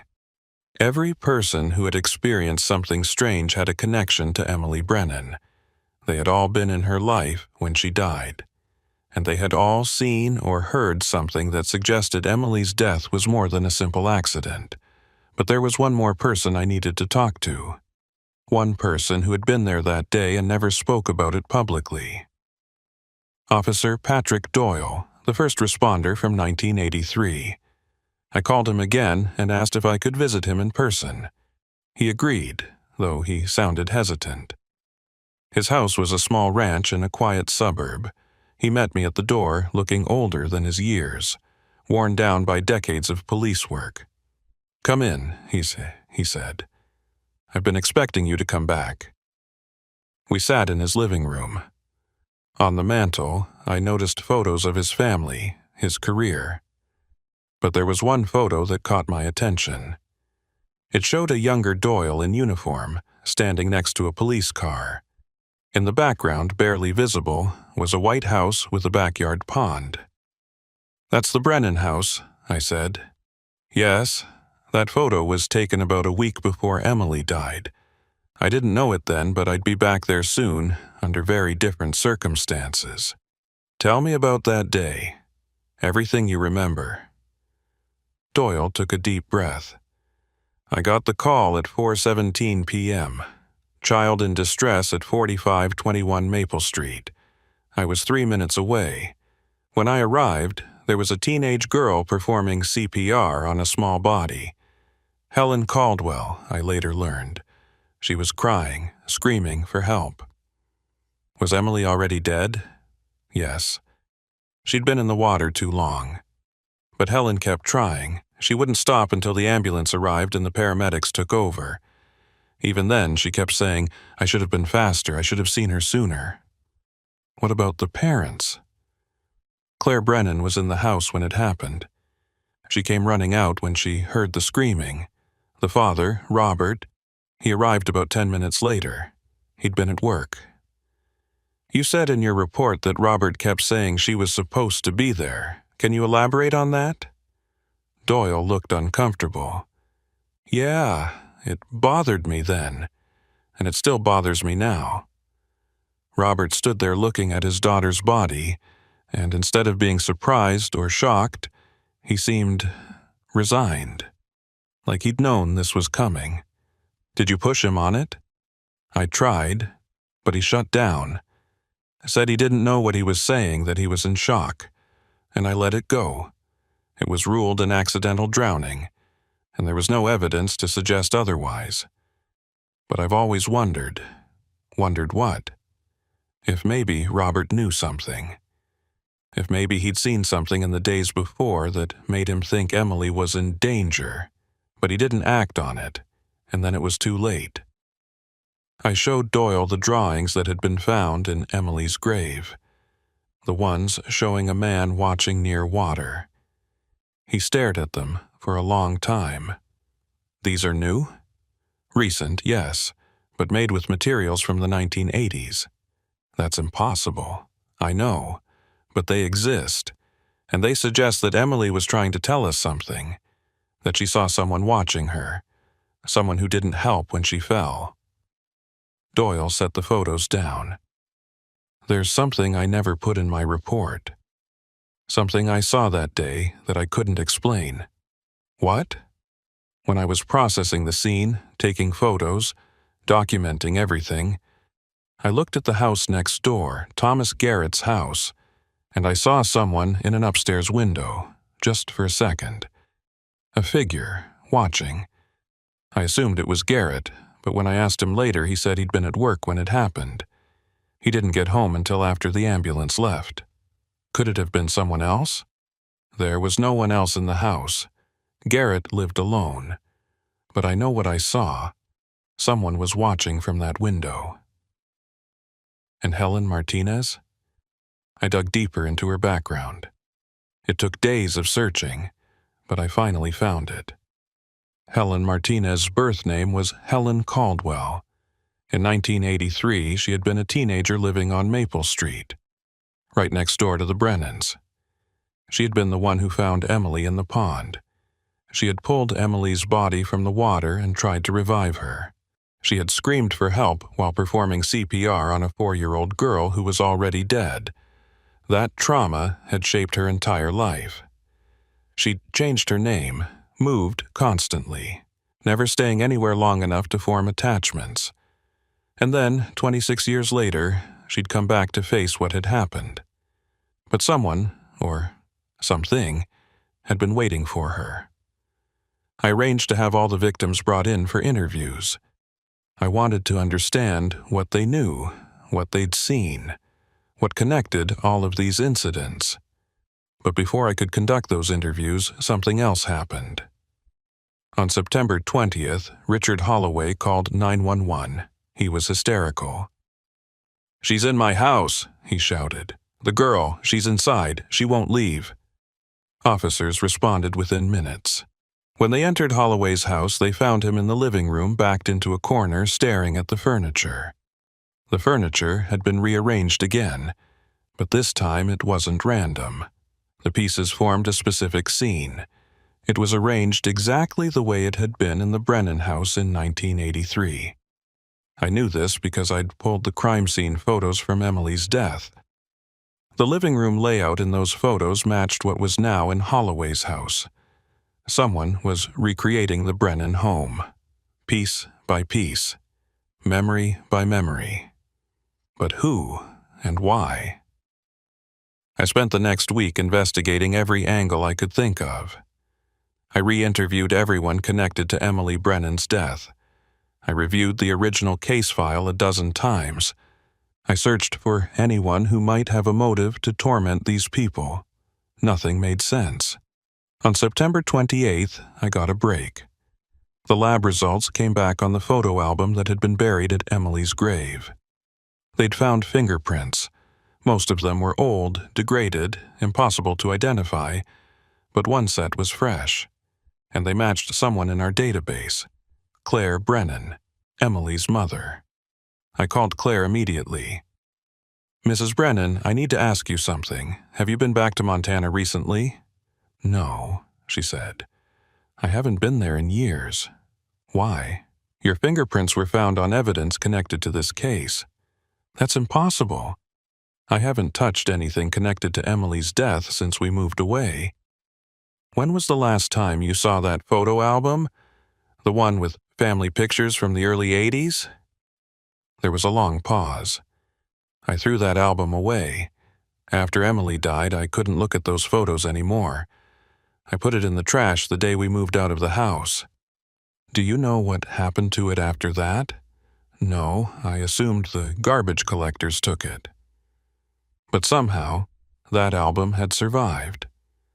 Someone had kept it for 26 years, and now they were using it to send a message. I decided to visit the old Brennan house on Maple Street. The current owners were a family named the Johnsons. They'd lived there for 15 years. "Have you experienced anything unusual?" I asked them. Mrs. Johnson hesitated. "What kind of unusual?" "Anything out of place. Strange occurrences. People coming around asking about the house's history." "Well," Mr. Johnson said, "there was a man who came by a few months ago. He asked if he could look at the backyard. Said he used to live here as a kid and wanted to see it again." "Did he give you his name?" "No, he seemed harmless, so we let him walk around for a few minutes. He spent most of the time looking at the spot where the pond used to be." "Where the pond used to be?" "Yeah, the previous owners filled it in. After what happened with that little girl, I guess nobody wanted it there anymore." "What did this man look like?" They described a man in his 30s, average height, dark hair. Nothing particularly distinctive. "Did he say anything else?" just that he remembered Emily, the little girl who died. He said she'd been his friend. I asked them to call me if the man came back. Then I pulled property records and tried to figure out who might have lived in the area in 1983 who would have been a child then. The list was long. Too long to investigate individually. On October 1st, I got another call. This time from a woman named Patricia Simmons. She said her son, David, had something to confess. I met with them at their home. David Simmons was 32 years old. He looked nervous, guilty. "Tell the detective what you told me," Patricia said. David took a deep breath. "I've been the one doing all of this. The break-ins, the rearranged furniture, all of it." I felt a surge of both relief and confusion. Why? Because of Emily. She was my best friend when we were kids. We lived 2 houses apart. I was 6 when she died. I saw it happen. "You saw her drown?" "I was playing in my yard. I saw her wander into the Caldwell's property. I saw her go toward the pond. I should have called out, should have told someone, but I didn't. I just watched. And then she fell in, and by the time I ran to get help, it was too late." He was crying now. "I've lived with that guilt my whole life. I should have saved her. I could have saved her." "So you decided to torment the other people who were there." "Not torment. Remind. All of us, we were there that day. All of us could have done something. The babysitter who called in sick, the neighbor who had the pond. The teacher who didn't notice Emily was struggling. The teenager who found her but couldn't save her. We all failed her. By rearranging furniture and leaving photos, I was trying to recreate that day, to make everyone remember, to make everyone face what happened. On the anniversary, I thought if we all remembered together, if we all felt the guilt together, maybe Emily could rest. "Emily is dead," I said. "She's not coming back. She's not haunting anyone." "But I've seen her," David said. "We've all seen her. The little girl in the white dress, that's Emily." I didn't know what to say to that. I arrested David Simmons for breaking and entering, theft, and harassment, but I knew the case wasn't closed because David didn't kill Helen Martinez. He admitted to everything else, but he swore he had nothing to do with Helen's death. And I believed him. The autopsy results for Helen came back the next day. Cause of death: drowning. But not recent drowning. According to Dr. Foster, the condition of Helen's lungs suggested she'd drowned days before where her body was found. "How is that possible?" I asked. "She was seen alive after she disappeared." I can only tell you what the evidence shows. The water damage to her tissues, the specific deterioration of her lungs, all of it indicates she drowned several days before death. That doesn't make any sense. I know, but that's what the evidence says. I went back to the cemetery, to Emily Brennan's grave. I stood there in the fading afternoon light, trying to understand. 7 people connected to Emily's death in 1983. All of them had experienced something strange in September 2009. All of them had seen a little girl who looked like Emily. David Simmons had orchestrated most of it, but not all of it. Someone else was involved. Someone who had killed Helen Martinez in a way that didn't make medical sense. I knelt down and looked at the grave marker. Emily Brennan, 1979 to 1983. Beloved daughter. And then I noticed something I'd missed before. There was fresh dirt at the base of the marker. Not from the hole that had been dug and filled in. This was different. I called the groundskeeper. "Has anyone been here recently? Doing work on this grave?" "Not that I know of. Why?" "The dirt here looks disturbed." He came over to look. "That's strange. We haven't touched this grave in years." I got permission to excavate. We dug carefully, not wanting to disturb the actual grave. 3 feet down, we found something. A small box. Child-sized. Like a treasure chest a little girl might keep. Inside were drawings, crayon pictures done by a child. They showed a house, a family, a backyard with a pond. And they showed something else. In every picture, there was a small figure in the background. A man, watching, always watching. At the bottom of the box was a note written in a child's handwriting. He was there. He watched me fall. He didn't help. Find him. My hands were shaking as I read it. This box hadn't been here in 1983. It was new. The paper was recent. Someone had buried this here within the last few weeks. But the handwriting was identical to samples we had from Emily's preschool work. I'd seen those samples in the original case file. A dead child's handwriting on recent paper. I showed the drawings to Claire Brennan over a video call. She looked at them and went pale. That's Emily's work. I'd recognize it anywhere, but that's impossible. These are new. Who is the man in the background? I asked. She studied the pictures. I don't know. Robert and I never noticed anyone watching her.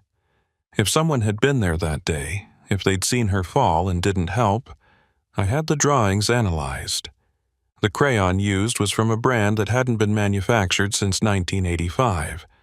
The paper was from a notebook that went out of production in 1984. Somehow, these recent drawings had been made with materials from the 1980s. On October 10th, I got a call from the archives at the county records office. They'd been reviewing security footage from the break-in where Emily's death certificate was stolen. "We found something," the archivist said. "You need to see this." I went down to look at the footage. It showed a figure entering the records room at 2:17 a.m. on September 12th. They knew exactly where to go, pulling Emily's file from the shelves without hesitation. But when the figure turned toward the camera, the footage glitched. Just for a second. When it cleared, the figure was gone. "That's impossible," the archivist said. "The door didn't open. There's only one way in or out, and the footage shows it was closed the entire time. But the person just disappeared. Can you clean up the footage? Get a better look at who it was?" They tried, but every time the figure was about to be clearly visible, the footage glitched. Like something was preventing us from seeing who it was, or maybe what it was. I spent the next week following every lead, interviewing every person connected to the case. Nobody could explain the impossible elements, the fingerprints that shouldn't exist, the drowning that happened days before death, the drawings made with 30-year-old materials, the handwriting that matched a dead child's. On October 20th, exactly 1 month after Helen Martinez's body was found, I received a package at the police station. No return address, postmarked from Helena. Inside was a VHS tape. I found an old VCR in the evidence room and played it. The footage was grainy, old. It showed a backyard. The Brennans' backyard in 1983, I realized. The pond was there, visible in the corner of the frame. And then Emily appeared, running across the yard in her white dress, playing, happy, alive. The camera followed her. She was alone for most of the video, just a 4-year-old girl playing in her yard on a summer day. But then, at the 5-minute mark, something changed. Emily stopped playing. She turned and looked directly at the camera. Her expression changed from happy to confused, and then she started walking toward the pond, not running, not playing, walking with purpose like someone had called her. The camera panned slightly, and I saw him, a figure standing near the pond, in the shadows, barely visible, watching. Emily walked toward the figure. She reached the edge of the pond, and then she fell. No, not fell, she stepped into the water, deliberately.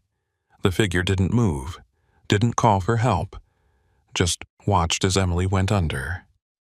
The video ended. I sat in silence, staring at the blank screen. Someone had filmed Emily Brennan's death. They had watched it happen and done nothing, and now, 26 years later, they'd sent me the proof. I sent the tape to the lab for analysis. They confirmed it was from 1983, based on the tape degradation and the technology used. The footage was authentic. But who filmed it? And why send it to me now? I went back to the beginning. I reviewed every statement, every piece of evidence, every witness account from 1983, and I found it. A small detail in Officer Doyle's original report that I'd overlooked. Neighbor reported seeing a man with a video camera in the area earlier that day.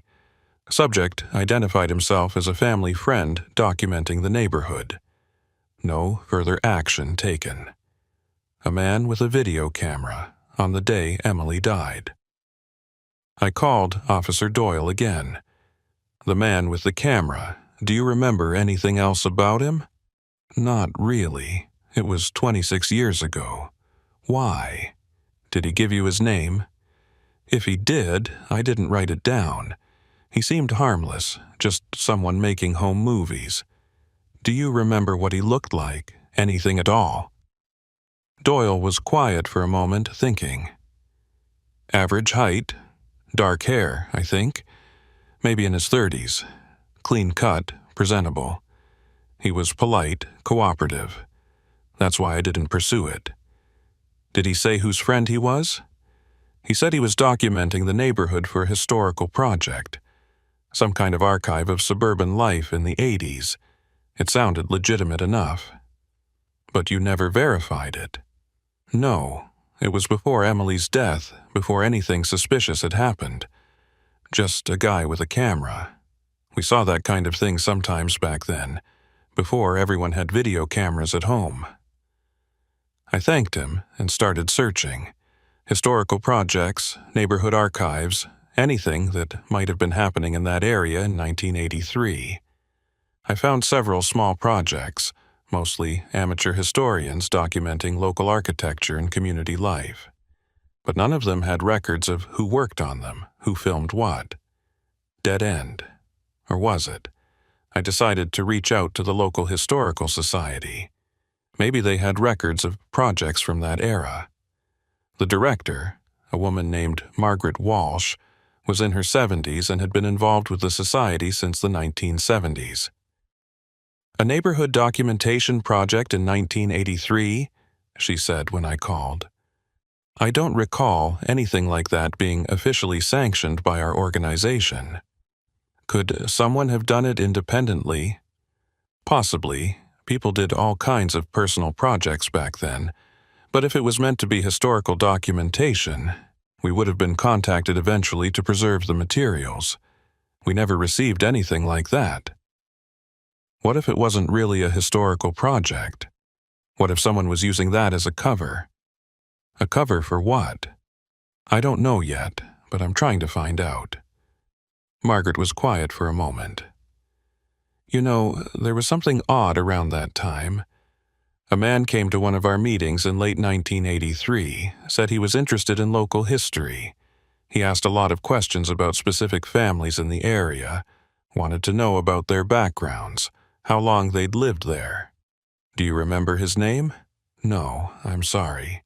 He only came to 1 or 2 meetings and then we never saw him again. What did he look like?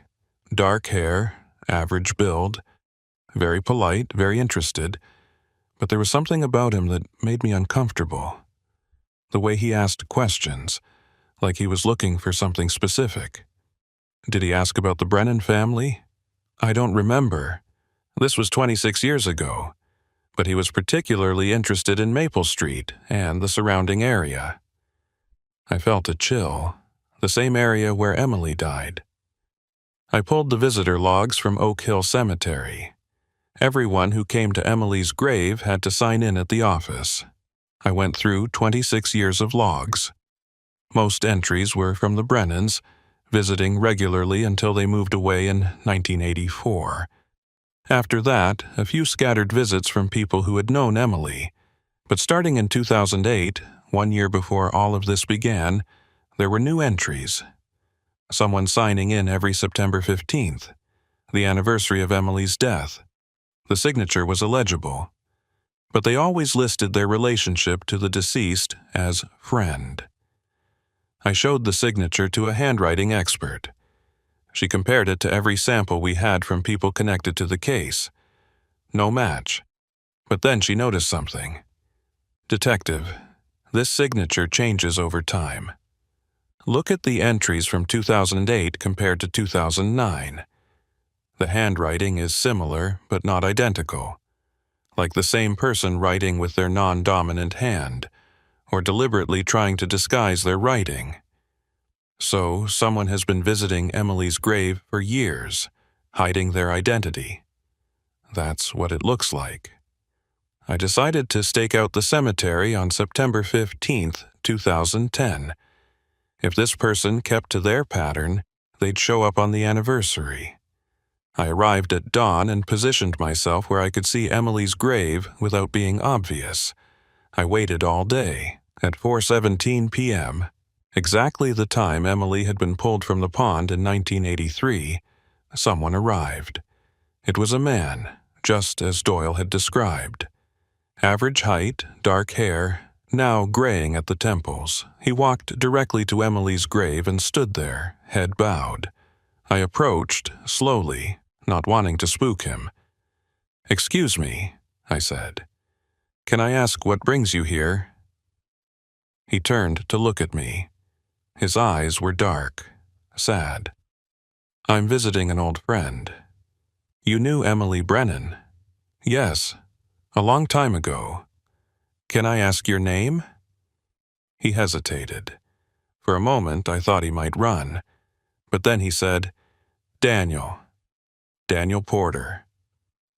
I ran the name through my database later. No Daniel Porter had lived in the area in 1983. No Daniel Porter appeared in any of the case files or witness statements. The man had lied about his name. But I'd gotten something even more valuable. I'd taken his photo with my phone, discreetly, while we talked. I showed the photo to everyone who had been connected to the case. Richard Holloway, Thomas Garrett, Sandra Mills, Elizabeth Chen, Officer Doyle. None of them recognized him. "He wasn't from the neighborhood," Holloway said.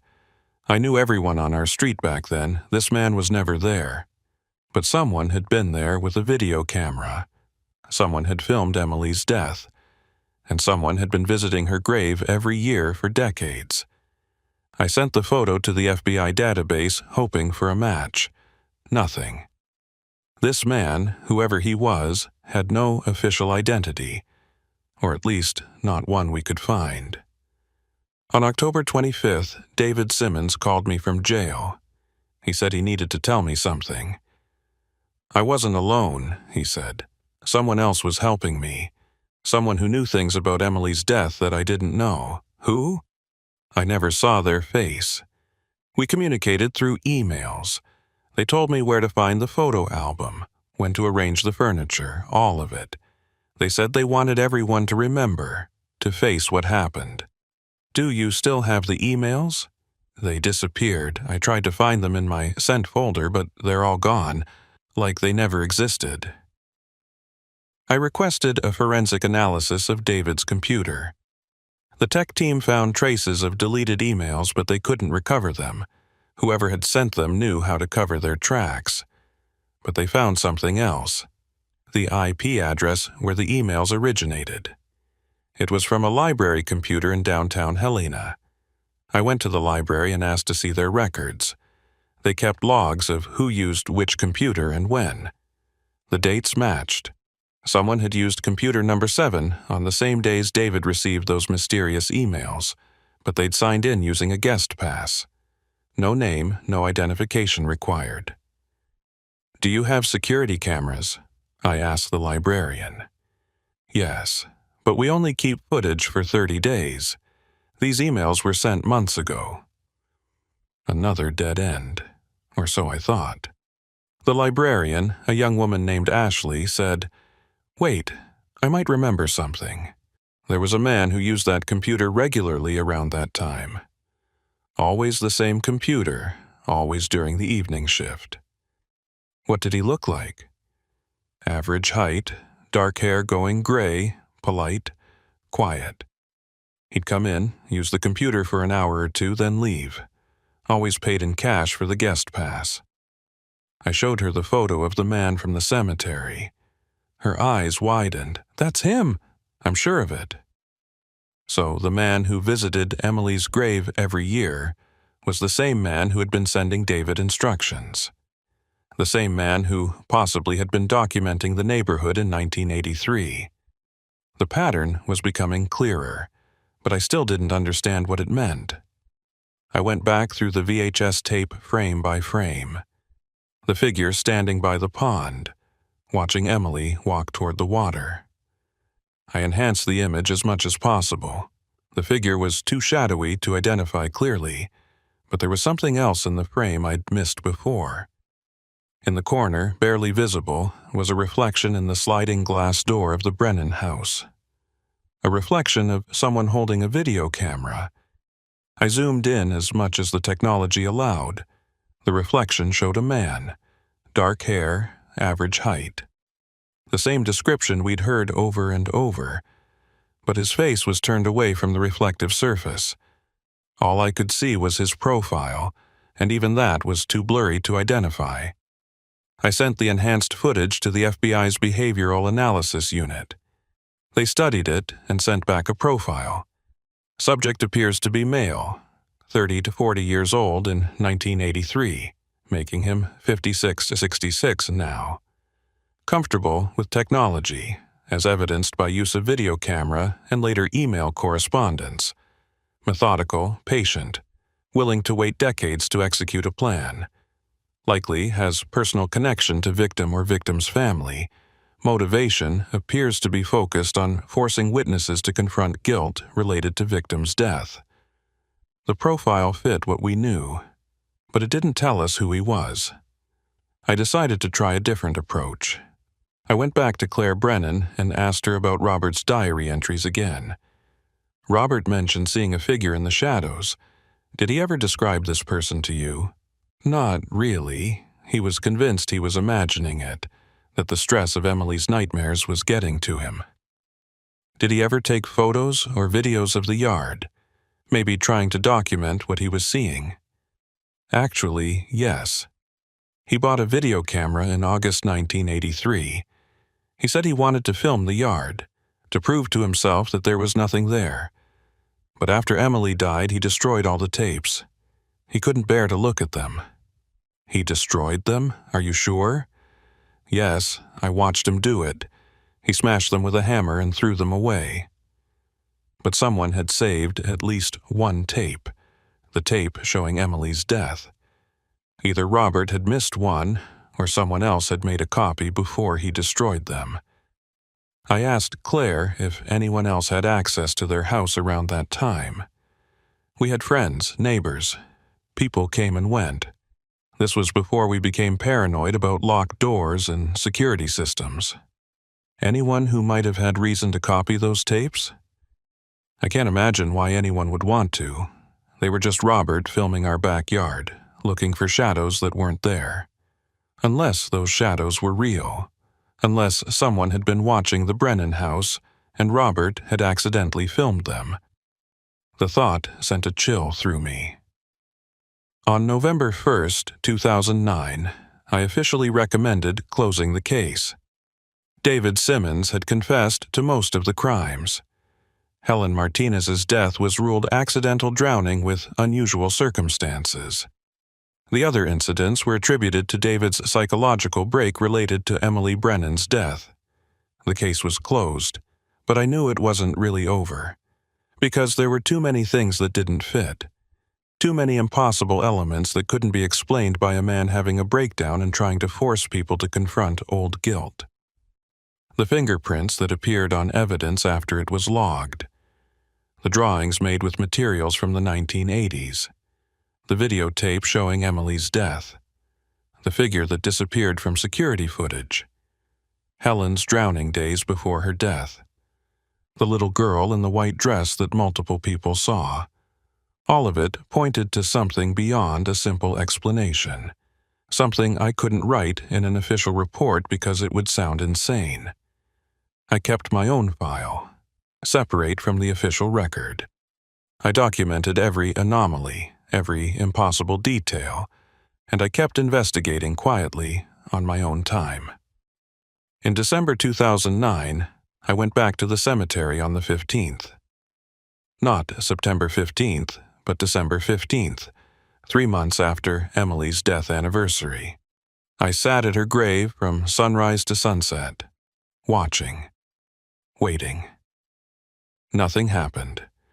But at 6:47 p.m., just as I was about to leave, I felt it, a presence, like someone was standing behind me. I turned. Nobody was there. But when I looked back at the grave, there was something new, a small toy, a plastic duck, the kind a child would play with in a bathtub. It hadn't been there a moment ago. I picked it up. It was cold, wet, like it had been pulled from water. I took it back to the station and logged it as evidence, but I never put it in the official file. I kept it in my desk drawer. Every few months, I'd check on the people who had been affected by the incidents. Richard Holloway, Thomas Garrett, Sandra Mills, Elizabeth Chen. They all reported the same thing. The sightings had stopped. The little girl in the white dress was gone, but they all felt her absence, like something had been watching them and now it wasn't, like they'd been released from something. In March 2010, Claire Brennan called me. She'd been going through old family documents and found something. Robert kept a diary, she said. I never knew about it. I found it when I was cleaning out his things. Can you send it to me? She did. It arrived 2 days later. The diary was from 1983, starting in June and ending in September. Most entries were mundane. Work, family, daily life. But the entries in the weeks before Emily's death were different. June 1st. Emily has been having nightmares. She says a man is watching her. I've checked the house, the yard, everything. No one is there. June 15th. Emily won't go outside. She says the man is waiting for her. I don't know how to help her. July 3rd. The dreams are getting worse. Emily describes the same man every time. Dark hair, average height. She says he stands by the pond and calls her name. August 20th. I've started seeing him too, or I think I have. Movement in the shadows. A figure near the fence, but when I go to look, there's nothing. September 10th. Emily says she has to go to the pond, that the man needs her there. I've told her absolutely not. I've forbidden her from going near that part of the yard. September 14th. Tomorrow is the day. Emily is certain of it. She says the man told her tomorrow is when it happens. I don't understand what she means. I'm going to keep her inside all day. The final entry was September 16th, the day after Emily died. She was supposed to be there. That's what Emily had been trying to tell us. It wasn't a nightmare. It wasn't imagination. Someone had been calling her. Someone had been planning this, and we didn't believe her. I read the diary 3 times. Robert Brennan had known something was wrong. He'd seen the same figure his daughter had described, but he dismissed it as imagination, as childhood fears, until it was too late. The diary confirmed what I'd suspected. Emily's death wasn't entirely accidental. Someone had been there. Someone had called to her, had led her to the pond. The same someone who had filmed her death. The same someone who, 26 years later, had orchestrated events to make everyone remember. But who? I spent months searching. I interviewed everyone I could find who had been in that neighborhood in 1983. I searched through property records, employment records, school records. I found dozens of people who had lived nearby. Any one of them could have been the man with the camera, the figure in the shadows. But I couldn't prove it. I couldn't even narrow it down. In June 2011, almost 2 years after it all began, I received one final piece of evidence. A letter delivered to the station. No postmark this time. Hand-delivered. Left on my desk while I was out. The letter was short. Detective Whitman. By now you know that Emily's death was not an accident. You know that someone was there, watching, waiting. You know that 26 years later, that someone wanted everyone to remember. You want to know why. You want to know who. The truth is, it doesn't matter. The pattern has been broken. The guilt has been felt. The debt has been paid. Emily can rest now, and so can I. Don't look for me. You won't find me. Some questions are meant to remain unanswered. The letter was unsigned. The handwriting didn't match anyone in our database. I kept it in my desk drawer next to the plastic duck. But I didn't stop investigating. I couldn't. Over the next year, I followed every lead I could find. I tracked down every person who had lived in that neighborhood in 1983. I interviewed dozens of people, showed them photos, asked about a man with a video camera. A few remembered seeing someone like that. "Oh yeah," one elderly woman said. "He was around for a few weeks that summer. Said he was making a documentary. I thought it was for public television or something." "Did he tell you his name?" "No, or if he did, I don't remember." "Did he seem interested in any particular houses or families?" "Now that you mention it, yes. He spent a lot of time on Maple Street. I saw him there several times, filming houses, talking to people." "Did you see him after Emily Brennan's death?" "No. Come to think of it, I never saw him again after that. I assumed his project was finished. I contacted every television station, every film school, every documentary production company in the region. None of them had any record of a neighborhood documentation project in that area in 1983. The project had been a lie. A cover story to explain why a man was spending weeks filming a specific neighborhood, focusing on specific families. But why? What was he looking for? In September 2011, on the anniversary of Emily's death, I went back to the cemetery. I arrived early and waited, hoping the mystery man would return. He did. At 4:17 p.m., the same time as always, he appeared.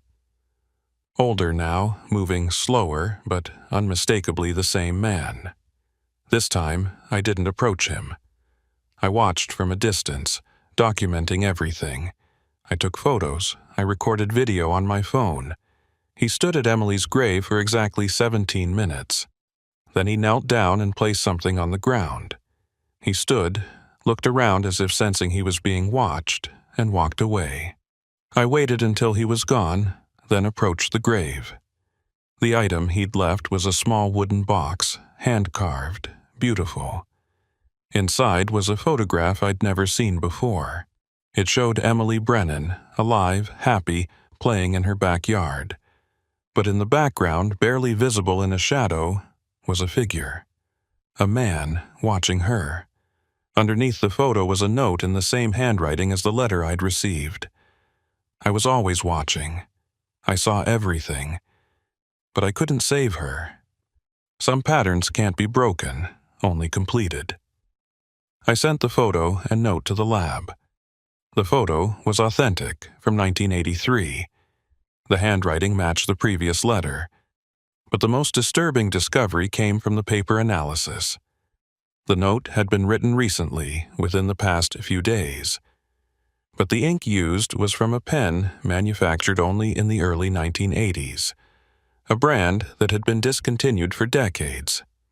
How did someone write a new note with 30-year-old ink? I consulted with experts. They had no explanation.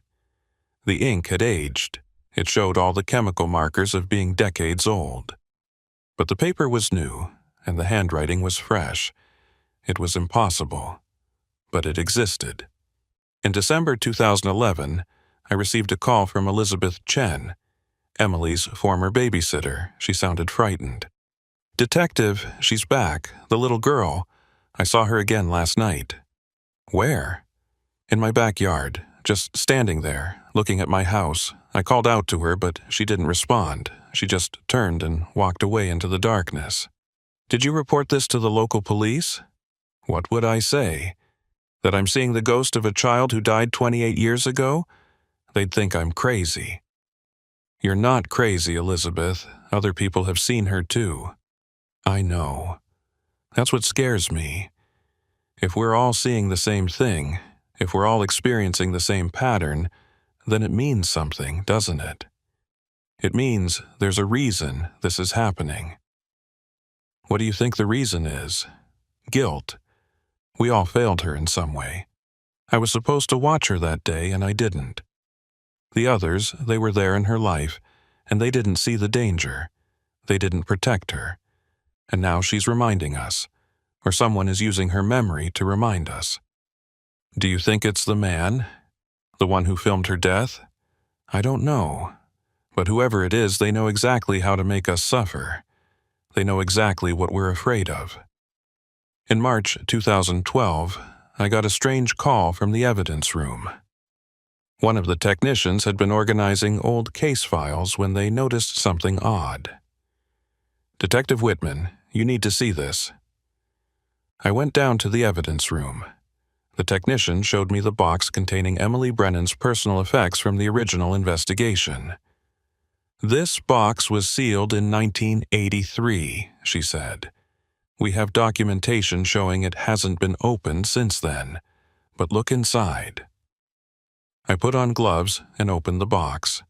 Inside were Emily's clothes from the day she died, her shoes, a small bracelet she'd been wearing, everything that had been logged in 1983, plus one thing that hadn't been: a small tape recorder, the kind used in the 1980s, and a cassette tape.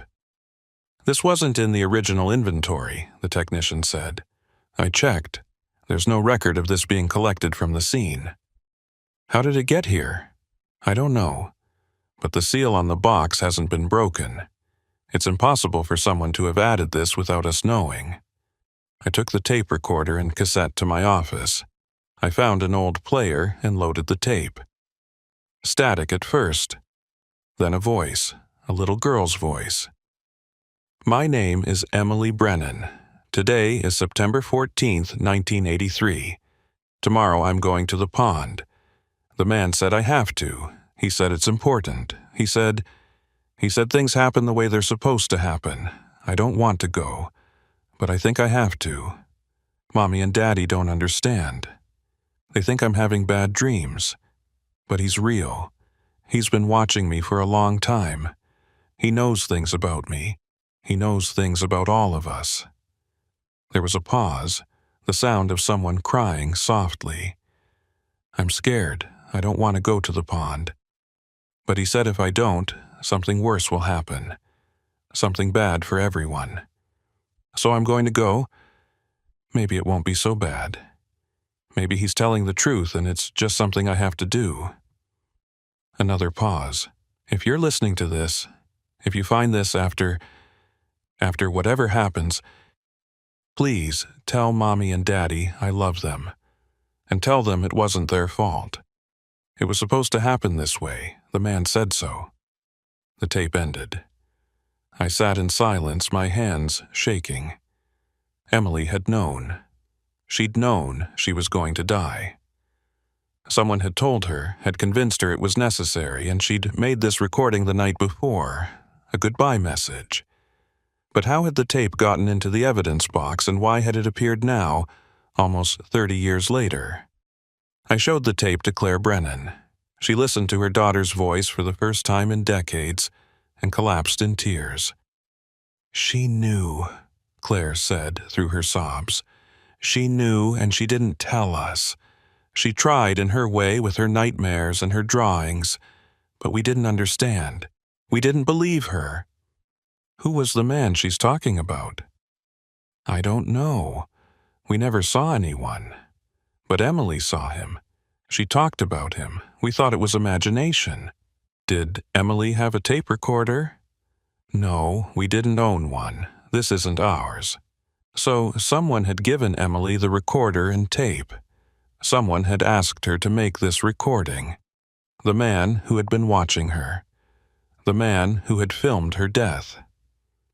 In June 2012, 3 years after the investigation began, I made a decision. I couldn't solve this case through normal means. Every lead ended in impossibilities. Every piece of evidence contradicted itself. I needed to think differently. I went back to the cemetery and sat at Emily's grave. I spoke to her, or to whoever might be listening. "I know you're out there," I said. "I know you've been orchestrating this. I don't understand why, and maybe I never will, but I need you to know that Emily's story is being told. People remember her, people carry her with them." The wind picked up, rustling through the trees. "If you want me to stop investigating, if you want me to let this go, you need to give me a reason. You need to show me that this isn't just cruelty, that there's a purpose to all of this suffering." I waited. Nothing happened. I was about to leave when I noticed something. On Emily's headstone, someone had placed a single white flower. It hadn't been there when I arrived. I looked around. The cemetery was empty, but the flower was fresh, recently placed. I picked it up and found a note underneath, written on the same old-style paper with the same impossible ink. The purpose was always remembrance. The pattern was always completion. 7 people forgot what they owed. 7 people have now remembered. The debt is paid. Let her rest. 7 people. I counted them. Elizabeth Chen, Richard Holloway, Thomas Garrett, Sandra Mills, Helen Martinez, Officer Doyle, and Robert Brennan himself. 7 people who had been in Emily's life. 7 people who in one way or another had failed to save her. And now, all 7 had been forced to confront that failure. Elizabeth had let the girl into her house, had tried to face her guilt. Richard had seen the rearranged furniture, a recreation of the day it happened. Thomas had his photos stolen, his memories unearthed. Sandra had the dollhouse disturbed, a reminder of the child she'd taught. Helen had died at Emily's grave, possibly by her own choice. Unable to live with what she'd seen, Doyle had been forced to revisit the case, to acknowledge what he might have missed. And Robert had died carrying the knowledge that he'd seen the danger but hadn't stopped it. The pattern was complete, and I was the witness to it all. The one meant to document it, to understand it, to tell Emily's story. And I stopped investigating. Not because I wanted to, but because I realized the letter was right. Some questions can't be answered. Some patterns can't be fully understood. The case remains in my files, officially closed, unofficially open. I still think about it.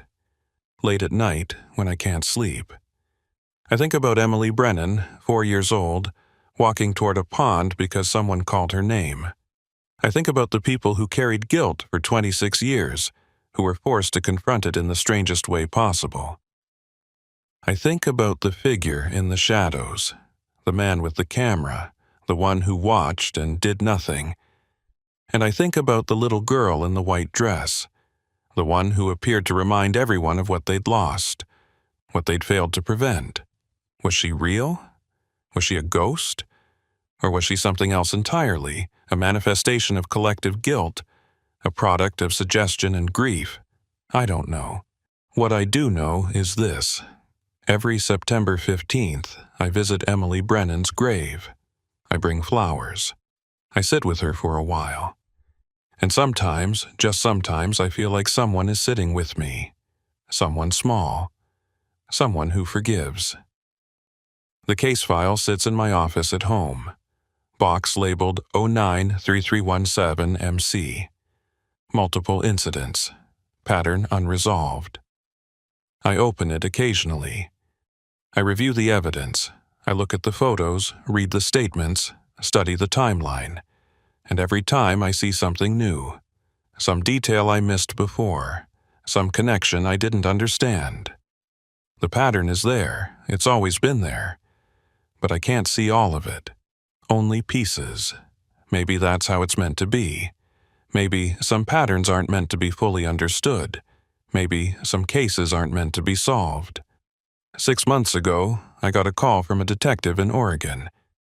They had a strange case. Multiple break-ins, nothing stolen, furniture rearranged. An old photo left at each scene. The photo showed a little girl, different girl than Emily, but around the same age. "Does this sound familiar?" the detective asked. I told them no. I didn't tell them about Emily Brennan. I didn't tell them about the pattern, because I don't think they'd believe me. And even if they did, I don't think it would help. Some patterns repeat. In different places, different times, different people. But always the same structure. Always the same message, remember. Face what you've done. Carry the weight. I wonder how many of these cases are out there. How many unsolved incidents connected to children who died too young, too tragically. How many people carrying guilt they can't escape. How many patterns we can't see because we're not meant to. Last week, I woke up at 3 a.m.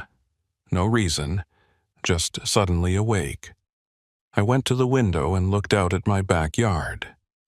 There was a little girl standing there. Dark hair, white dress, about 4 years old. She was looking up at my window. For a moment, we made eye contact, and I felt it.